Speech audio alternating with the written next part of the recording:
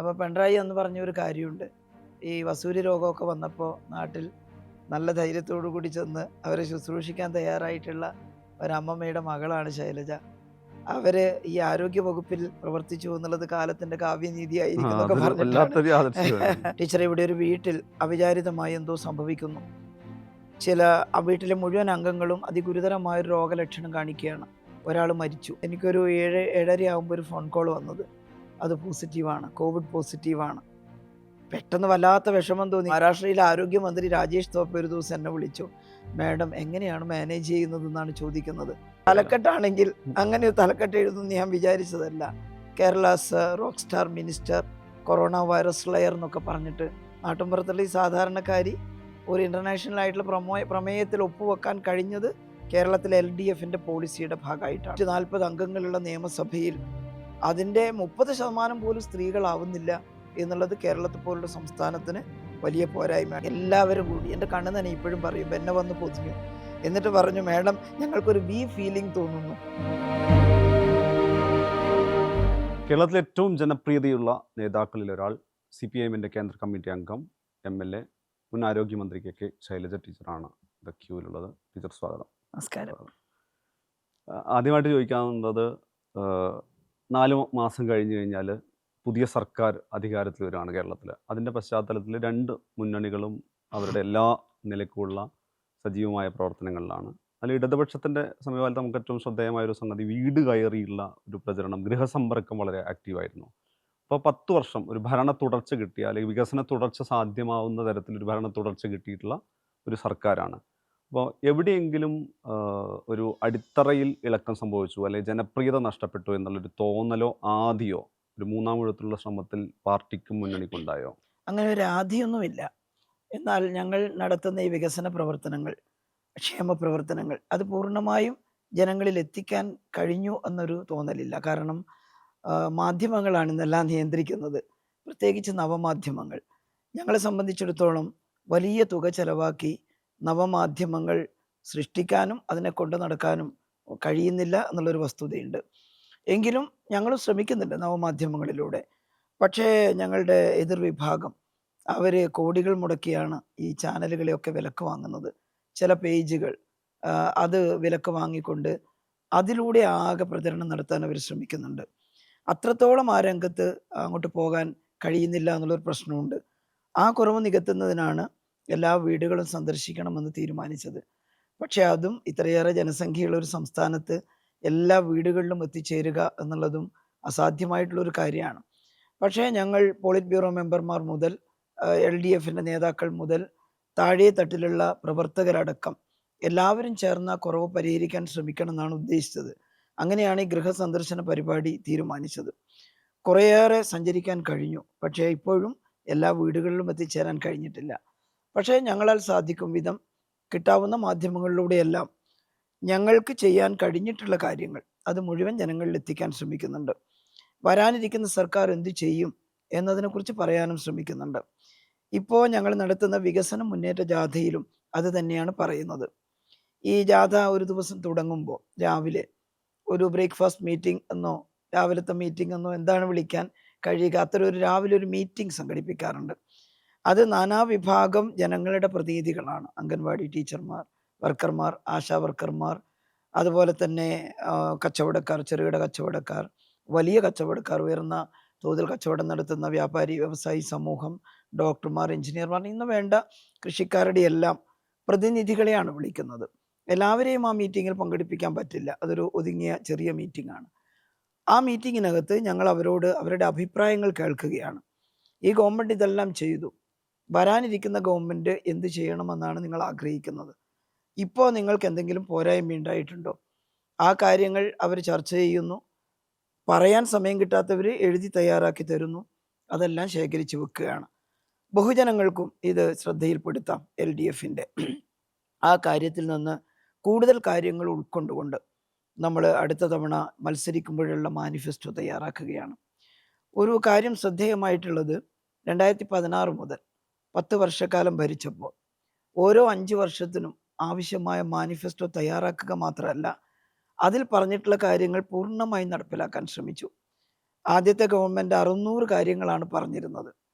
അതിലൊരു 10ഓ 12ഓ കാര്യങ്ങൾ മാത്രം ബാക്കി. അത് കേന്ദ്ര ഗവൺമെൻറ്റിൻ്റെ എല്ലാം പെർമിഷനൊക്കെ വേണ്ട കാര്യങ്ങളാണ്. സംസ്ഥാന ഗവൺമെൻറ്റിന് സ്വന്തമായി ചെയ്യാൻ കഴിയുന്ന എല്ലാ കാര്യങ്ങളും തുടക്കം കുറിച്ചു. അതിൽ പകുതിയിലേറെ പൂർത്തീകരിച്ച് ഉദ്ഘാടനം ചെയ്യാൻ ആ ഗവൺമെൻറ്റിൻ്റെ കാലത്ത് തന്നെ സാധിച്ചു. ഈ തുടർച്ച ഉണ്ടായപ്പോൾ വീണ്ടും അതെല്ലാം പൂർത്തീകരിച്ചു ബാക്കിയുള്ളത്. രണ്ടാമത്തെ ഗവൺമെൻറ് 900 കാര്യങ്ങൾ പറഞ്ഞിരുന്നു. അതിൽ 90% ആരംഭിക്കാൻ സാധിച്ചു. അതിലൊരു 45-50% പൂർത്തിയാക്കി ഉദ്ഘാടനം ചെയ്തു പദ്ധതികൾ. ബാക്കി ഇപ്പം നടന്നുകൊണ്ടിരിക്കുകയാണ്. അപ്പോൾ അതിൻ്റെ അർത്ഥം പറയുന്ന കാര്യങ്ങളെല്ലാം തുടങ്ങാൻ കഴിഞ്ഞു എന്നുള്ളത് തന്നെയാണ്. അതൊരു വിശ്വാസ്യതയാണ്. ഇടയ്ക്കിടയ്ക്ക് ഗവൺമെൻറ് ഇതിൻ്റെ പ്രോഗ്രസ് പരിശോധിക്കാറുണ്ട്.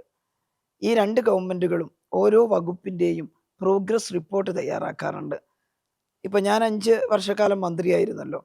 അപ്പോൾ ഓരോ വർഷവും ആ വകുപ്പ് മാനിഫെസ്റ്റോയിൽ പറഞ്ഞ ഏതെല്ലാം കാര്യം തുടങ്ങി, ഏതാണ് ബാക്കി, അത് സർക്കാരിൻ്റെ മുമ്പാകെ കൊടുക്കണം, ക്യാബിനറ്റിന് മുമ്പാകെ. അങ്ങനെ പരിഹരിച്ച് കണ്ടും അറിഞ്ഞും പരിശോധിച്ചും പരിഹരിച്ചും മുന്നോട്ട് പോവുകയാണ്. അതിൻ്റെ ഗുണം ഈ സംസ്ഥാനത്തിന് ഉണ്ടായിട്ടുണ്ട്, ക്ഷേമ വികസന മേഖലയിലൊക്കെ. അപ്പോൾ വീണ്ടും അധികാരത്തിൽ വന്നു കഴിഞ്ഞാൽ ഇപ്പോൾ തുടരുന്ന കാര്യങ്ങൾ പൂർത്തിയാക്കുന്നതോടൊപ്പം പുതിയ ചില കാര്യങ്ങളും പ്രഖ്യാപിക്കുന്നതിനും അത് നടപ്പിലാക്കുന്നതിനുമാണ് ഉദ്ദേശിക്കുന്നത്. ഇപ്പം ഈ രണ്ടാം ഊഴം, അതായത് നമ്മൾ ഒന്നാം LDF സർക്കാരെന്നും രണ്ടാം പിണറായി സർക്കാരെന്നും എന്നുള്ള തലക്കെട്ടിലേക്ക് ഇടതുപക്ഷം തന്നെ വിശേഷിപ്പിച്ച ഈ സർക്കാരിൻ്റെ രണ്ടാമത്തെ കാലയളവിൽ നടന്ന എല്ലാ തെരഞ്ഞെടുപ്പിലും, അത് ലോക്സഭാ തെരഞ്ഞെടുപ്പാണെങ്കിലും ബൈ ഇലക്ഷൻ ആണെങ്കിലും ഏറ്റവും ഒടുവിൽ നടന്ന തദ്ദേശ തെരഞ്ഞെടുപ്പിലാണെങ്കിലും ഈ പറയുന്ന ഭരണ തുടർച്ച, അത് വികസന തുടർച്ചയും വിശ്വാസ്യതയുടെ തുടർച്ചയായിട്ട് കണക്കാക്കിയാൽ ആ വിശ്വാസ്യത ജനങ്ങളിൽ നിന്നുണ്ടായിട്ടില്ല. ജനങ്ങളുടെ മാൻഡേറ്റിൽ ഭരണമാറ്റമാവാമെന്ന ഒരു പൊതുവികാരം പോലെയാണ് ഏറ്റവും അവസാനം നടന്ന തദ്ദേശ തെരഞ്ഞെടുപ്പിലൊക്കെ ഉണ്ടാകുന്നത്. അപ്പം ഒരു വലിയ തോതിലുള്ള ഒരു വിശ്വാസ്യത നഷ്ടം, അത് ഏതെങ്കിലും തരത്തിലൊരു പാർട്ടിയുടെ സംഘടനാ സംവിധാനത്തിൻ്റെ അല്ലെങ്കിൽ ഈ പറയുന്ന ഭരണ സംവിധാനത്തിനകത്ത് ഒരു വിശ്വാസ്യത നഷ്ടപ്പെടുന്ന രീതിയിലൊരു ബലഹീനത, വ്യതിയാനം, അല്ലെങ്കിൽ ഈ പറയുന്ന ഒരു മാൻഡേറ്റ്, അതിനൊരു തുടർച്ച ജനങ്ങൾ ആഗ്രഹിക്കുന്നില്ല എന്നുള്ളൊരു പൊതുബോധമായി മാറിയിട്ടുണ്ടല്ലോ. അതുകൂടി പാർട്ടി ഉൾക്കൊള്ളുന്നുണ്ടോ, ഭരണ സംവിധാനം ഉൾക്കൊള്ളുന്നുണ്ടോ? അങ്ങനെ ഒരു ഭരണ തുടർച്ച ആവശ്യമില്ല എന്ന് ജനം തീരുമാനിച്ചു എന്ന് പറയാൻ കഴിയുന്നില്ല. കേരളത്തിൻ്റെ ഒരു പ്രത്യേകത അടുത്ത കാലത്തായി പ്രത്യേകിച്ചും ഈ വോട്ടിംഗ് പാറ്റേണിൽ ഇങ്ങനെ മാറ്റം ഉണ്ടായിക്കൊണ്ടിരിക്കുകയാണ് ഓരോ ഇലക്ഷനിലും. അപ്പോൾ പാർലമെൻറ്റ് ഇലക്ഷനിൽ ചിലപ്പോൾ കൂട്ടത്തോടെ ഇടതുപക്ഷത്തെ ഉപേക്ഷിച്ച് മറ്റേ പക്ഷത്തിന് വോട്ട് ചെയ്യുന്ന കാണാറുണ്ട്. പഞ്ചായത്ത് തെരഞ്ഞെടുപ്പിൽ വേറൊരു രീതിയാണ് കാണുന്നത്. അസംബ്ലി തെരഞ്ഞെടുപ്പിൽ എൻറ്റയർലി ഡിഫറൻ്റ് ആണ്. മറ്റൊരു രീതിയാണ് ജനം സ്വീകരിക്കുന്നത്. ജനമെന്ന് വെച്ചാൽ ഇതിലൊരു ഫിക്സഡ് ആയിട്ട് കൃത്യമായി LDFനും UDFനും വോട്ട് ചെയ്യുന്നൊരു വിഭാഗം ആളുകളുണ്ട്. അവരിൽ വലിയ മാറ്റം ഉണ്ടാവുന്നില്ല. എന്നാൽ അതല്ലാത്ത ഒരു വിഭാഗം, അത് നിർണായകമാണ്. ആ വിഭാഗം അത് ഭൂരിപക്ഷമല്ല, പക്ഷെ ഒരു നിർണായക വിഭാഗമാണ്. അവർ ചിലപ്പോൾ അസംബ്ലി തെരഞ്ഞെടുപ്പിൽ ഇടതുപക്ഷത്തിന് ചെയ്യും, അതേസമയത്ത് പാർലമെൻറ്റ് തെരഞ്ഞെടുപ്പിൽ അപ്പുറത്ത് ചെയ്യുന്നത് കാണുന്നുണ്ട്. അതൊരു ശരിയായ പൊളിറ്റിക്കൽ രീതിയാണെന്നുള്ള അഭിപ്രായം എനിക്കില്ല, പക്ഷേ അങ്ങനെ കണ്ടുവരുന്നു. ഉദാഹരണത്തിന് 2019 പാർലമെൻറ്റ് തെരഞ്ഞെടുപ്പിൽ UDF ആണ് ജയിച്ചത്. ഒരു സീറ്റ് മാത്രമേ ഇടതുപക്ഷ ജനാധിപത്യ മുന്നണിക്ക് കിട്ടിയുള്ളൂ. അപ്പോൾ എല്ലാവരും പറഞ്ഞു ഇടതുപക്ഷ ജനാധിപത്യ മുന്നണി കഴിഞ്ഞു, ഇതോടുകൂടി ഇനി ഇടതുപക്ഷം വരില്ല എന്നൊക്കെ വ്യാഖ്യാനിച്ച മാധ്യമങ്ങളുണ്ടായിരുന്നു. എന്നാൽ 2021 അതിന് ഘടകവിരുദ്ധമായിട്ടാണ് വന്നത്. 2021 99 സീറ്റ് നേടിക്കൊണ്ട്, അതിന് മുമ്പത്തേതിനേക്കാൾ വലിയ സീറ്റുകൾ നേടിക്കൊണ്ട് ഇടതുപക്ഷ ജനാധിപത്യ മുന്നണി വന്നു. തദ്ദേശ സ്വയംഭരണ സ്ഥാപനങ്ങളിലും കഴിഞ്ഞ തവണത്തേക്കാൾ കുറഞ്ഞു വോട്ട് ഇടതുപക്ഷത്തിന്. അത് കുറച്ചും കൂടി പാർലമെൻറ്റ് തെരഞ്ഞെടുപ്പിനേക്കാൾ മെച്ചപ്പെടുമെന്ന് ഞങ്ങൾ പ്രതീക്ഷിച്ചിരുന്നു. കുറച്ച് മെച്ചപ്പെട്ടിട്ടുണ്ട്. പാർലമെൻറ്റ് തെരഞ്ഞെടുപ്പിൽ ആ തെരഞ്ഞെടുപ്പിൻ്റെ കണക്ക് വെച്ച് നോക്കുമ്പോൾ 19 നിയമസഭാ മണ്ഡലങ്ങളിലെ LDFന് ഭൂരിപക്ഷം ഉണ്ടായിരുന്നുള്ളൂ. എന്നാൽ പഞ്ചായത്ത് തെരഞ്ഞെടുപ്പ് വന്നപ്പോൾ അത് 58 മണ്ഡലങ്ങളിലായി. മാത്രമല്ല 40ഓളം മണ്ഡലങ്ങളിൽ 1000-ൽ താഴെ വോട്ടിനാണ് ഇടതുപക്ഷം പരാജയപ്പെട്ടത്. അത് കാണിക്കുന്നത് ഇടതുപക്ഷത്തിൻ്റെ അടിത്തറ പോയിട്ടില്ല. പഞ്ചായത്ത് അസംബ്ലി തെരഞ്ഞെടുപ്പിൽ കഴിഞ്ഞ തവണത്തെ പെർഫോമൻസിനേക്കാൾ മോശമാകാൻ മാത്രം ഇവിടെ വലിയ ബുദ്ധിമുട്ടുണ്ടായിട്ടില്ല. ഇപ്പോൾ പഞ്ചായത്ത് തെരഞ്ഞെടുപ്പ് അനുസരിച്ച് ഞങ്ങൾ പിന്നിലായ അസംബ്ലി മണ്ഡലങ്ങളിൽ കഴിഞ്ഞ തവണ ഞങ്ങൾ ജയിച്ച മണ്ഡലങ്ങളാണ് കൂടുതലുള്ളത്. അപ്പോൾ ആ മണ്ഡലങ്ങളിൽ MLA-മാരൊക്കെ നടപ്പിലാക്കിയ വികസന പ്രവർത്തനങ്ങളുണ്ട്. ഗവൺമെൻറ് നടപ്പിലാക്കിയിട്ടുള്ള മിഷനുകൾ, അതിൻ്റെ പ്രവർത്തനങ്ങൾ, സാമൂഹ്യക്ഷേമ പെൻഷനുകൾ, ലൈഫ് പദ്ധതിയിലൂടെയുള്ള ഭവന നിർമ്മാണം, അതിദാരിദ്ര്യ നിർമ്മാർജ്ജനം, ഇങ്ങനെയുള്ള ഒട്ടേറെ പ്രവർത്തനങ്ങളുടെ ഗുണഫലം അനുഭവിക്കുന്നവരാണ് ജനങ്ങൾ. അപ്പോൾ അതിനനുസരിച്ച് ജനങ്ങൾ പ്രതികരിച്ചാൽ ആ മണ്ഡലങ്ങളൊക്കെ നിലനിർത്താൻ സാധിക്കും. ഇപ്പോൾ ഞങ്ങളുടെ എം.എൽ.എമാരുള്ള മണ്ഡലങ്ങൾ. അങ്ങനെ വന്നാൽ എൽ.ഡി.എഫിന് നല്ല രീതിയിൽ ജയിച്ചു വരാൻ അസംബ്ലി തെരഞ്ഞെടുപ്പിൽ സാധിക്കും. അതുകൊണ്ട് ഈ മറ്റ് 2 തെരഞ്ഞെടുപ്പുകളും അസംബ്ലി തെരഞ്ഞെടുപ്പിന്റെ പരാജയത്തിന്റെ ഒരു മുന്നോടിയല്ല എന്ന് തന്നെ പൊളിറ്റിക്കലായിട്ട് പറയാം. കഴിഞ്ഞ തവണ നോക്കിക്കഴിഞ്ഞാൽ സമാനതകളില്ലാത്ത ഏറ്റവും വലിയ ഭൂരിപക്ഷത്തിൽ ജയിച്ച ആളാണ് ടീച്ചർ. ഇപ്പോൾ ഒരു സോഷ്യൽ മീഡിയ ടേം ഒക്കെ പറഞ്ഞാൽ ഹെയ്റ്റേഴ്സ് ഇല്ലാത്ത പൊളിറ്റീഷ്യൻ, അല്ലെങ്കിൽ എതിർപ്പുകളും അല്ലെങ്കിൽ ഈ വിദ്വേഷമോ ഏൽക്കാത്തൊരു ഇത്. അതായത് മുല്ലപ്പള്ളിയൊക്കെ കോവിഡിൻ്റെ കാലത്ത് നിപ്പയുടെ കാലത്തേക്കുള്ള നടത്തിയ അധിക്ഷേപകരമായ പരാമർശം വന്നപ്പോൾ പോലും അതിനൊരു പൊതുസമൂഹത്തിൻ്റെ പ്രതിരോധമാണ് ഉണ്ടായിട്ടുള്ളത്. ടീച്ചർക്കെതിരെയുള്ള ഒരു അധിക്ഷേപ പരാമർശം വരുമ്പോൾ പൊതുസമൂഹം അത് ഏറ്റെടുത്ത് അതിനെ പ്രതിരോധിക്കുന്നത് കാണാറുണ്ട്. അങ്ങനെ ഹെയ്റ്റേഴ്സ് ഇല്ലാത്ത ഒരാളെന്ന് ഞാൻ പറയുമ്പോൾ അത് ഒരു ഇലക്ഷൻ എഞ്ചിനീയറിങ്ങിൻ്റെ കാര്യത്തിൽ വരുമ്പോൾ എതിർ പാർട്ടിയുടെ ആളുകളുടെ അടക്കം വോട്ടിലായിരിക്കുമല്ലോ ഈ ഭൂരിപക്ഷം സൃഷ്ടിക്കപ്പെടുന്നത്. അങ്ങനെ നോക്കുന്ന സമയത്ത് മണ്ഡലത്തിൻ്റെ കാര്യത്തിലാണെങ്കിൽ യാത്രയിലൂടെയാണെങ്കിലോ ഈ പറയുന്ന ഏതെങ്കിലും തരത്തിലുള്ളൊരു വ്യതിയാനമോ പിന്നെ ബലഹീനതയോ ഉണ്ടായി ഭരണതലത്തിൽ നിന്നുള്ള ഏതെങ്കിലും തരത്തിലുള്ളൊരു അങ്ങനെ ഒരു വികാരം? കാരണം CPM-ൻ്റെ തന്നെ ജനറൽ സെക്രട്ടറി സമാനമായ അഭിപ്രായം പറഞ്ഞിട്ടുണ്ടായിരുന്നു. വികസന നേട്ടങ്ങൾ ഉണ്ടായപ്പോൾ തന്നെ ഞങ്ങൾക്ക് ഏതെങ്കിലും തരത്തിലുള്ള ഒരു ബലഹീനത സംഘടനാ തലത്തിലോ സംഭവിച്ചിട്ടുണ്ടാവാമെന്നുള്ളത്. സംഘടനാ തലത്തിൽ കൂടുതൽ ശ്രദ്ധ ചെലുത്തണമെന്ന് പാർട്ടി പറഞ്ഞിട്ടുണ്ട്. ഇടതുപക്ഷ ജനാധിപത്യ മുന്നണിയും ഓരോ കക്ഷികളും അവനവൻ്റെ അണികളെ കാര്യങ്ങൾ ബോധ്യപ്പെടുത്താൻ ശ്രമിക്കണം. മറ്റുള്ള ആളുകളെയും നമ്മൾ ചെയ്യുന്ന പ്രവർത്തനങ്ങളുടെ വ്യാപ്തി ഉൾക്കൊള്ളാൻ പ്രേരിപ്പിക്കണം എന്ന കാര്യം പറഞ്ഞിട്ടുണ്ട്. CPM-നെ സംബന്ധിച്ചിടത്തോളം സംഘടനാ തലം ഇടയ്ക്കിടയ്ക്കേ ഞങ്ങൾ പരിശോധിച്ചുകൊണ്ടിരിക്കുകയാണ്. ഒരു മുതലാളിത്ത സമൂഹത്തിൽ ജീവിക്കുമ്പോൾ ആ മുതലാളിത്ത സമൂഹത്തിൻ്റെ ദോഷവശങ്ങളെല്ലാം എല്ലാവരെയും ബാധിക്കും. പിന്നെ ജീവിത രീതിയുടെ പ്രത്യേകതകൾ കൊണ്ട് സ്ഥിരമായി സംഘടനാ രംഗത്ത് ഊന്നാൻ കഴിയാത്ത അവസ്ഥയൊക്കെ വന്നേക്കാം ചിലയിടങ്ങളിൽ. നിരന്തരമായ പരിശോധനയിലൂടെയും തിരുത്തലുകളിലൂടെയുമാണ് സംഘടനാ രംഗം സജീവാക്കുന്നത്. അതിപ്പോഴും ആ പ്രക്രിയ നടത്തുന്നുണ്ട്. കൂടുതൽ സജീവമായി ബഹുജന ബന്ധം സൃഷ്ടിക്കുക. ഞങ്ങൾ ചിലപ്പോൾ പാർട്ടിക്കകത്തൊക്കെ പറയുന്ന കാര്യങ്ങൾ മാധ്യമങ്ങൾ ഒരു അത്ഭുതം പോലെ പറയാറുണ്ട്. ബഹുജന ബന്ധം ഇല്ലാണ്ടായി പോയിരിക്കുന്നു എന്നൊക്കെ പറയാറുണ്ട്. അങ്ങനെ ഇല്ലാതായി പോയൊരനുഭവമില്ല. പക്ഷേ ഇന്നത്തെ കാലഘട്ടം ആഗ്രഹിക്കുന്നത് പോലെ എല്ലാ കാര്യങ്ങളും ജനങ്ങളുമായി ബന്ധപ്പെടുക എന്നത് ചിലയിടങ്ങളിൽ കുറഞ്ഞു പോയിട്ടുണ്ടെങ്കിൽ അത് പരിശോധിക്കണം എന്ന് പറയുന്നത് സ്വാഭാവികമായിട്ടുള്ള ഒരു പ്രക്രിയയാണ്. ജനങ്ങളുമായി ബന്ധപ്പെട്ടുകൊണ്ട് മാത്രമേ നമുക്ക് അവരെ കൂടെ നിർത്തി കൂടുതൽ മെച്ചപ്പെട്ടതിലേക്ക് പോകാൻ സാധിക്കുകയുള്ളൂ. അത് പാർട്ടിയും ഇടതുമുന്നണിയും ശ്രദ്ധിക്കണം എന്ന് ഞങ്ങൾ പ്രത്യേകിച്ച് പറഞ്ഞിട്ടുണ്ട്. നിയോജക മണ്ഡലത്തിൽ ഞാൻ അവിടുത്തെ MLA എന്നുള്ള നിലയിൽ വ്യക്തിപരമായിട്ട് എൻ്റെ കാര്യം പറയുമ്പോൾ നന്നായിട്ട് ആ മണ്ഡലത്തിൻ്റെ വികസനത്തിന് വേണ്ടി ശ്രമിച്ചിട്ടുണ്ട്. അവിടെ ഇനിയും കാര്യങ്ങളൊക്കെ ആവശ്യമുണ്ടാകാം, പക്ഷേ വലിയ തോതിലുള്ള വികസനം. സംഭാഷണ മധ്യയിൽ ഈ ആരോഗ്യ മേഖലയുമായി ബന്ധപ്പെട്ടും കോവിഡും വന്നുകൊണ്ടിരിക്കാം. ഇപ്പോൾ രാജ്യാന്തര തലത്തിൽ ചർച്ച ചെയ്യപ്പെട്ട സംഗതിയാണ് ഈ കോവിഡ് മഹാമാരിയെ കേരളം പ്രതിരോധിച്ചത് എങ്ങനെയാണെന്നുള്ളത്.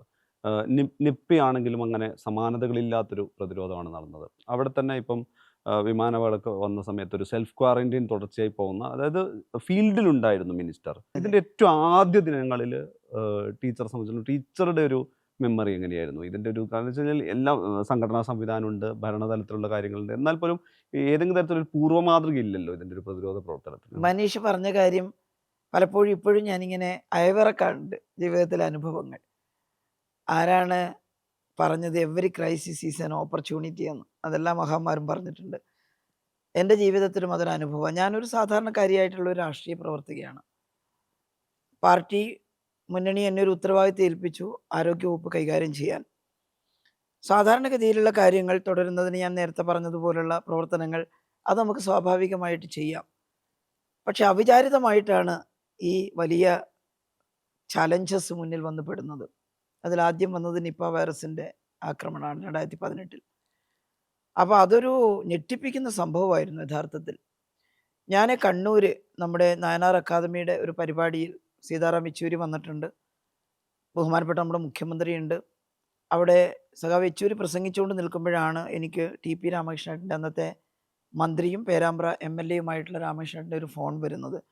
ടീച്ചറെ, ഇവിടെ ഒരു വീട്ടിൽ അവിചാരിതമായി എന്തോ സംഭവിക്കുന്നു. ആ വീട്ടിലെ മുഴുവൻ അംഗങ്ങളും അതിഗുരുതരമായൊരു രോഗലക്ഷണം കാണിക്കുകയാണ്. ഒരാൾ മരിച്ചു, സാബിത്ത്. പിന്നെയുള്ളവർ 3 പേര് മരണത്തിൻ്റെ വക്കിലാണ്. കഠിനമായിട്ടുള്ള ചുമ, വിഭ്രാന്തി പ്രകടിപ്പിക്കുക, ഓർമ്മ നശിക്കുക, ഇതൊക്കെയാണ്. അവർ മരിച്ചു പോകുമെന്നാണ് പറയുന്നത്. സാബിത്ത് മരിക്കുന്നത് മെഡിക്കൽ കോളേജിൽ വെച്ചാണ്. ഇവരെ അന്ന് അഡ്മിറ്റ് ചെയ്തത് ബേബി മെമ്മോറിയൽ ഹോസ്പിറ്റലായിരുന്നു. നാട്ടുകാർ പെട്ടെന്ന് ഇവിടെയാണ് കൊണ്ടുപോയി അഡ്മിറ്റ് ചെയ്തത്. അപ്പോൾ എന്താണ് സംഭവിക്കുന്നതെന്ന് അറിയില്ല എന്നുള്ളതാണ്. ഞാൻ പറഞ്ഞു ഞാൻ അന്വേഷിക്കട്ടെ, ടീച്ചർ ഇങ്ങോട്ട് വന്നാൽ നന്നായിരുന്നു എന്ന് പറഞ്ഞു. ഞാനൊരു 5 മിനിറ്റ് അവിടെ ഇരിക്കുമ്പോഴേക്കും എനിക്ക് ഭയങ്കര ഒരു വിഷമം തോന്നുന്നു. എന്താണ്? അപ്പോൾ ഞാൻ CMനോട് ചോദിച്ചു, മുഖ്യമന്ത്രിയോട് ചോദിച്ചു, ഇങ്ങനെ ഒരു സംഭവം രാമേഷേട്ടൻ പറയുന്നുണ്ട്, ഞാനൊന്ന് കോഴിക്കോടേക്ക് പൊയ്ക്കോട്ടെ? പെട്ടെന്ന് പൊയ്ക്കോളൂ എന്ന് പറഞ്ഞു. അങ്ങനെ അവിടുന്ന് എൻ്റെ കാറിൽ ഞാൻ കോഴിക്കോടേക്ക് പുറപ്പെടുകയാണ്. അപ്പോൾ വഴിയിൽ നിന്നൊക്കെ രാമകൃഷ്ണനെ വിളിക്കുന്നുണ്ട്. ബേബി മെമ്മോറിയൽ ഡോക്ടർ അനൂപിൻ്റെ നമ്പർ എൻ്റെ അടുത്തുണ്ടായിരുന്നു. അനൂപ്, ജയകൃഷ്ണൻ അവരൊക്കെ ഉണ്ട്.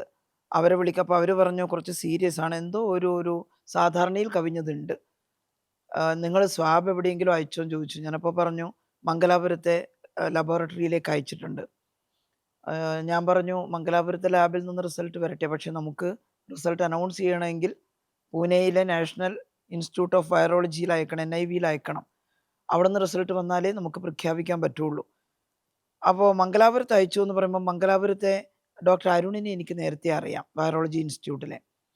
കാരണം ഈ കുരങ്ങു പനിയൊക്കെ വന്നപ്പോൾ വയനാട്ടിൽ അരുൺ ഇടപെട്ടിട്ട് അവിടെ ഒരു ലാബ് സ്ഥാപിച്ചു തന്നിരുന്നു, ചെക്ക് ചെയ്യാൻ, പരിശോധിക്കാൻ. അപ്പോൾ ഞാൻ ഡോക്ടർ അരുണിനെ വിളിച്ചു, അരുണെ അവിടെ ഇങ്ങനെ സാമ്പിൾ വന്നിട്ടുണ്ട്, അതൊന്ന് ചെക്ക് ചെയ്യണം എന്ന് പറഞ്ഞപ്പോൾ ഞാൻ ഏകദേശം മാഹിയിലെത്തുമ്പോൾ അരുൺ വിളിച്ചിട്ട് പറഞ്ഞു, മേഡം ലേശം ഭയപ്പെടേണ്ട കാര്യമാണ്. ഞാൻ ചോദിച്ചു എന്താണ്? അത് നിപ്പ വൈറസാണ്. എനിക്ക് നിപ്പയുടെ ആഘാതത്തെക്കുറിച്ച് അത്രമാത്രം ധാരണയില്ല, കാരണം മുമ്പ് ലോകത്തിലൊരു 4-5 സ്ഥലത്ത് നിപ്പ വന്നിട്ടുള്ളൂ. അപ്പോൾ ഞാൻ ചോദിച്ചു എന്താണ് അതിൻ്റെ ഒരു ശേഷി? അപ്പോൾ പറഞ്ഞു അസാധ്യമായിട്ടുള്ള പ്രഹരശേഷിയുള്ളതാണ്, മോർട്ടാലിറ്റി റേറ്റ് വളരെ കൂടുതലാണ്, 70 to 100% ആവാം മോർട്ടാലിറ്റി വന്നാൽ. അപ്പോൾ ഞാൻ പറഞ്ഞു അതിപ്പം നമ്മൾ ഇത്രയും തിങ്ങി നിറഞ്ഞൊരു സ്ഥലത്ത് വന്നാൽ അതെ ഭയക്കണം, നമ്മൾ അതിൻ്റെ പ്രിക്കോഷൻ തുടങ്ങണം മാഡം. ഞാൻ പറഞ്ഞു NIVയിലെ റിസൾട്ടും കൂടി വന്നിട്ടേ പറയാൻ പറ്റുള്ളൂ. അരുണൊരു കാര്യം ചെയ്യും, ഇങ്ങോട്ട് പുറപ്പെടുമെന്ന് ചോദിച്ചു. അപ്പോൾ അരുണ് പറഞ്ഞു ഞാൻ പുറപ്പെട്ടു, ഞാൻ വന്നുകൊണ്ടിരിക്കുകയാണ്. അപ്പോൾ എൻ്റെ പുറകിൽ അരുണുണ്ട്. ഞാൻ കോഴിക്കോട് എത്തുന്നതിന് മുമ്പേ അവിടെ DMO ജയശ്രീയെയും അതുപോലെ തന്നെ അവിടുത്തെ DPM പിന്നെ DPMനെയും വിളിച്ചു പറഞ്ഞു അവിടെ ഒരു മീറ്റിംഗ് അറേഞ്ച് ചെയ്യണം.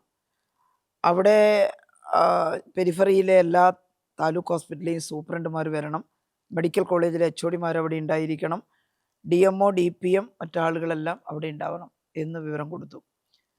വൈകുന്നേരം എത്ര വൈകിട്ടായാലും ഞാൻ ആ മീറ്റിങ്ങിൽ പങ്കെടുക്കും. ഞാൻ പുറപ്പെടുമ്പം തന്നെ 4 മണിയൊക്കെ കഴിഞ്ഞിരുന്നു. അവിടെ എത്തുമ്പോൾ 8 മണിയായി. അവിടെ അപ്പോൾ മീഡിയ മുഴുവൻ വന്നിട്ട് നിൽക്കുകയാണ്, അവിടെ എന്തോ സംഭവിക്കുന്നു. എല്ലാവരും എന്നെ വളഞ്ഞിട്ട് ചോദിച്ചു എന്താണ് സംഭവിക്കുന്നത്, എന്താണിത്? അപ്പം ഞാൻ പറഞ്ഞു ഒന്നും പറയാറായിട്ടില്ല, അപൂർവമായി എന്തോ ഒന്നുണ്ട്. അപ്പം ഞങ്ങളൊരു മീറ്റിംഗ് ഇരിക്കാൻ പോവുകയാണ്. മീറ്റിംഗ് ഇരുന്നാലും ഇന്ന് പറയാൻ കഴിയില്ല നിങ്ങളോട്, നാളെ NIVയിലെ റിസൾട്ട് വരും എന്നിട്ടേ പറയാൻ പറ്റുമെന്ന് പറഞ്ഞു. അപ്പോൾ അങ്ങനെ ഞങ്ങൾ മീറ്റിംഗ് ചേർന്നു. അന്ന് തന്നെ എല്ലാ കാര്യങ്ങളെക്കുറിച്ചും ആലോചിച്ചു. ഏറ്റവും പ്രധാനമായിട്ടുള്ളത് ഈ വൈറസിനെ കണ്ടെയ്ൻ ചെയ്യുക എന്നുള്ളതാണ്, വൈറസിൻ്റെ വ്യാപനം തടയുക. ഈ ചെങ്ങരോത്ത് ഗ്രാമത്തിലാണിത്.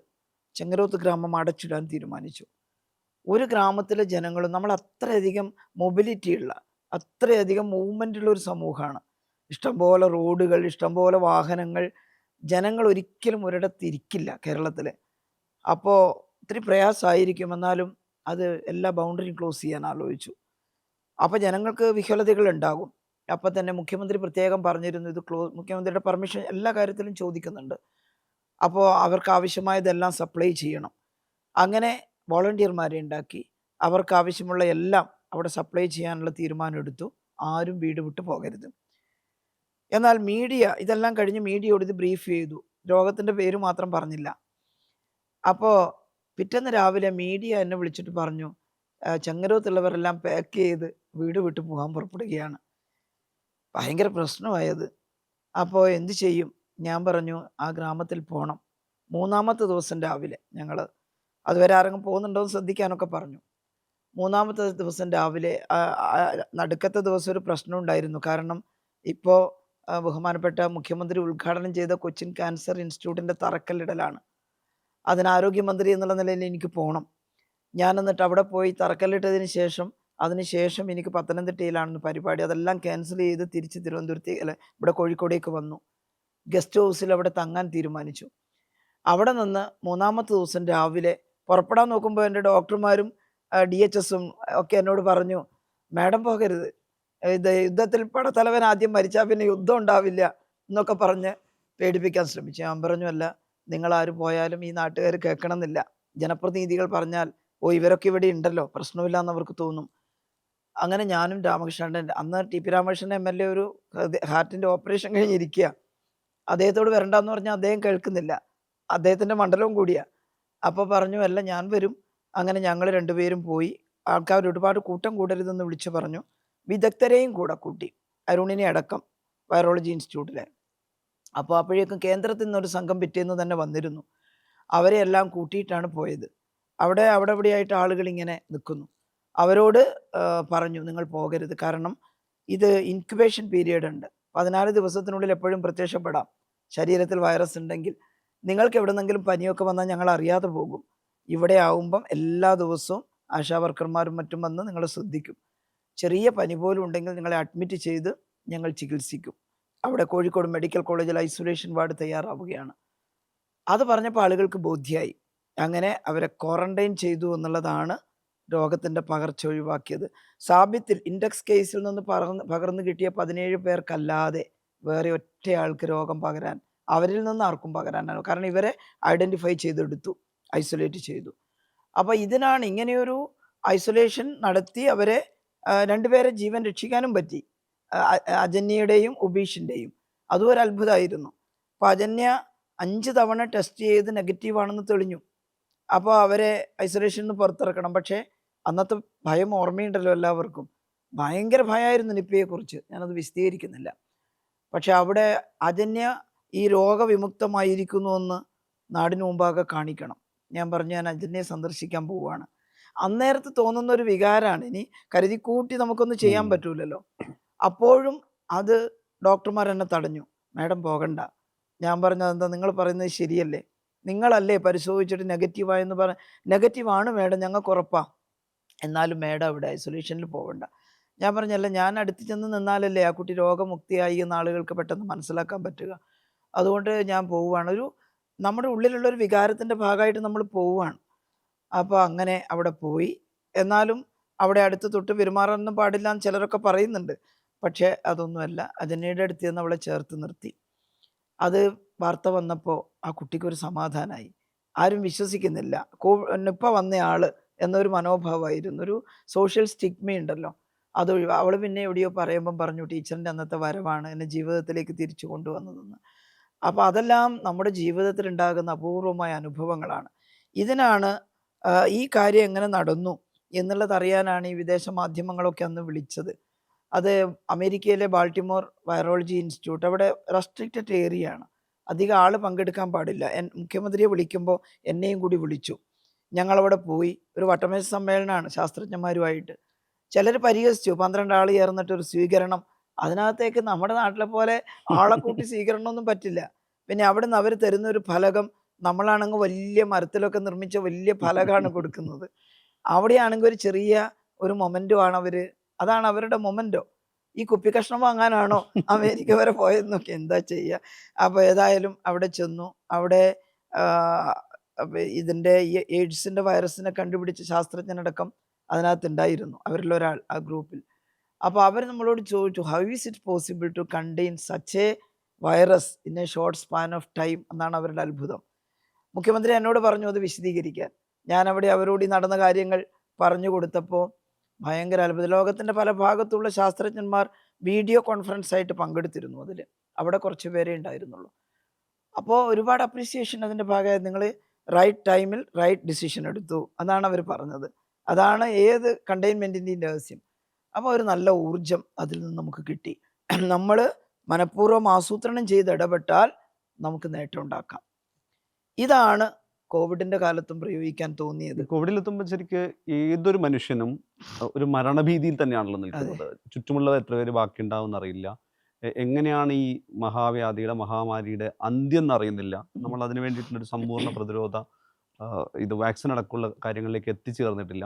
അതെ. ഈ ഘട്ടത്തിലെത്തുമ്പോൾ ഇപ്പോൾ 2004 ഒരു ഭൗതികശാസ്ത്ര അധ്യാപികയായിട്ട് സ്വയം വിരമിക്കലിന് ശേഷം വന്നിട്ടുള്ള ഒരാൾ ഉറപ്പായും ഈ ചെറുപ്പം മുതലുള്ള സംഘടനാ പ്രവർത്തനത്തിൻ്റെയും അവിടുന്ന് കിട്ടുന്ന എല്ലാതരം പാർട്ടി സംവിധാനങ്ങളുടെ ഒരു നിശ്ചയദാർഢ്യം ഉണ്ടാവും. അതിനപ്പുറത്ത് വ്യക്തിപരമായിട്ട് ഇപ്പം ടീച്ചർ പോലും ഒരു സെൽഫ് ക്വാറന്റൈനിൽ പോകുമ്പോൾ ഞാനും ഇപ്പം നേരത്തെ പോകുമ്പോൾ നമ്മൾ പോലും അപകടപ്പെട്ടേക്കാം എന്ന് പറഞ്ഞൊരു സാഹചര്യം അതെ. ഉണ്ടാവില്ല. അപ്പോൾ ഏതെങ്കിലും തരത്തിലൊരു ആദി വന്ന അല്ലെങ്കിൽ ഔട്ട് ഓഫ് കൺട്രോൾ എന്ന് വ്യക്തിപരമായും ഒരു ഭരണകർത്താവ് എന്ന നിലയിലും തോന്നിയ ദിവസങ്ങൾ ഉണ്ടായിട്ടുണ്ടോ? അതെ, അതെ. എനിക്ക് ആ തോന്നലുകളെല്ലാം ശരിയാക്കാൻ സാധിച്ചു എന്നുള്ളതാണ്. അത് എങ്ങനെ സംഭവിക്കുന്നു എന്നുള്ളത് എനിക്ക് വ്യാഖ്യാനിക്കാൻ പറ്റില്ല. അതിൻ്റെ ഏറ്റവും നല്ല ഉദാഹരണം ഈ പറയുന്ന ഭയം ലോകത്തെ ആകെ ഗ്രസിച്ച് കഴിയുന്നതിന് മുമ്പാണ് കേ കേരളത്തിൽ കോവിഡ് അതെ. എത്തിയത്.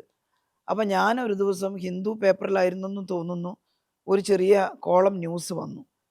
അതായത് വളരെ വിരലൻ്റ് ആയിട്ടുള്ള ഒരു വൈറസ് ചൈനയിലെ വുഹാൻ ഏരിയയിൽ പടരുന്നു. വലിയ തോതിൽ മോർട്ടാലിറ്റി റേറ്റ് ഉണ്ട്. ഇൻഫെക്റ്റിവിറ്റി റേറ്റ് നിപ്പയേക്കാൾ കുറവാണ്. സോറി, മോർട്ടാലിറ്റി റേറ്റ് നിപ്പയേക്കാൾ കുറവാണ്. എന്നാൽ ഇൻഫെക്റ്റിവിറ്റി റേറ്റ് കൂടുതലാണ്. പെട്ടെന്ന് പടരുന്നതാണ്. നിപ്പയേക്കാൾ കൂടുതൽ വേഗത്തിൽ പടരുന്നതാണ്. അത് വലിയ ബുദ്ധിമുട്ടുണ്ടാക്കുന്നു വുഹാനിൽ എന്ന വാർത്തയാണ് വായിച്ചത്. പെട്ടെന്ന് എൻ്റെ മനസ്സിലെന്തോ അടക്കി. അതിന് കാരണം ഈ വുഹാനിൽ ഒരു മെഡിക്കൽ കോളേജ് ഉണ്ട്. അവിടെ മലയാളി കുട്ടികൾ പഠിക്കുന്നു. അപ്പോൾ അവർ ചിലർ അവിടുത്തെ MBBS അവിടുത്തെ മെഡിസിൻ കോഴ്സ് പൂർത്തിയാക്കിയിട്ട് അവർ കേരളത്തിൽ വന്ന് ഇവിടുത്തെ രജിസ്ട്രേഷന് വേണ്ടി അപേക്ഷിച്ച ഒരു ഓർമ്മ എൻ്റെ മനസ്സിലുണ്ട്. വുഹാൻ മെഡിക്കൽ കോളേജ് ആണെന്ന് പറഞ്ഞത് എൻ്റെ മനസ്സിലുണ്ട്. അപ്പോൾ വുഹാൻ എന്ന് കേട്ട ഉടനെ തന്നെ ഞാൻ പെട്ടെന്ന് ഭയന്നു. ഇത് വുഹാനിലാണല്ലോ. അപ്പോൾ ഉറപ്പായിട്ട് ഈ വൈറസ് നമുക്ക് നിപ്പയുടെ ഒക്കെ അനുഭവം ഉണ്ടല്ലോ. ഈ വൈറസ് കേരളത്തിലേക്ക് വരാനിടയുണ്ട് എന്ന് പറഞ്ഞ് എനിക്കൊരു ഭയമായി. ഈ എയർപോർട്ടുകളൊക്കെ വളരെ കൂടുതലുള്ള ഒരു സംസ്ഥാനം എന്നുള്ള നിലയിൽ ഈ വൈറസുകളൊക്കെ സഞ്ചരിച്ച് ഇവിടെ എത്താൻ വളരെ എളുപ്പമാണ്. ഞാൻ അന്ന് എൻ്റെ health secretary Rajan Khobragade IAS ആണ്. ഇപ്പോഴും അദ്ദേഹമാണ്. ഞാൻ രാജനെ വിളിച്ചിട്ട് പറഞ്ഞു, രാജൻ ഇങ്ങനെ വുഹാനിൽ ഒരു വൈറസ് പടരുന്നുണ്ട്. അപ്പോൾ അത് പരിശോധിക്കണം. അതിലേശം അപകടം ചെയ്യും. നമ്മൾ എന്തൊക്കെയാണ് ചെയ്യേണ്ടത് ഇവിടെ ആ വൈറസ് വരുമ്പോൾ? നിപ്പയുടെ സമയത്തിൽ കണ്ടെയ്ൻമെൻ്റ് ഒക്കെ മനസ്സിലുണ്ട്. അപ്പോൾ അങ്ങനെ എന്തെങ്കിലും ചെയ്യണോ? ഈ കണ്ടെയ്ൻമെൻറ്റും ഐസൊലേഷനും ഒക്കെ ക്വാറന്റൈനും ഒക്കെ ഞാൻ കേൾക്കുന്നതും പഠിക്കുന്നതും മന്ത്രിയായപ്പോഴാണ്.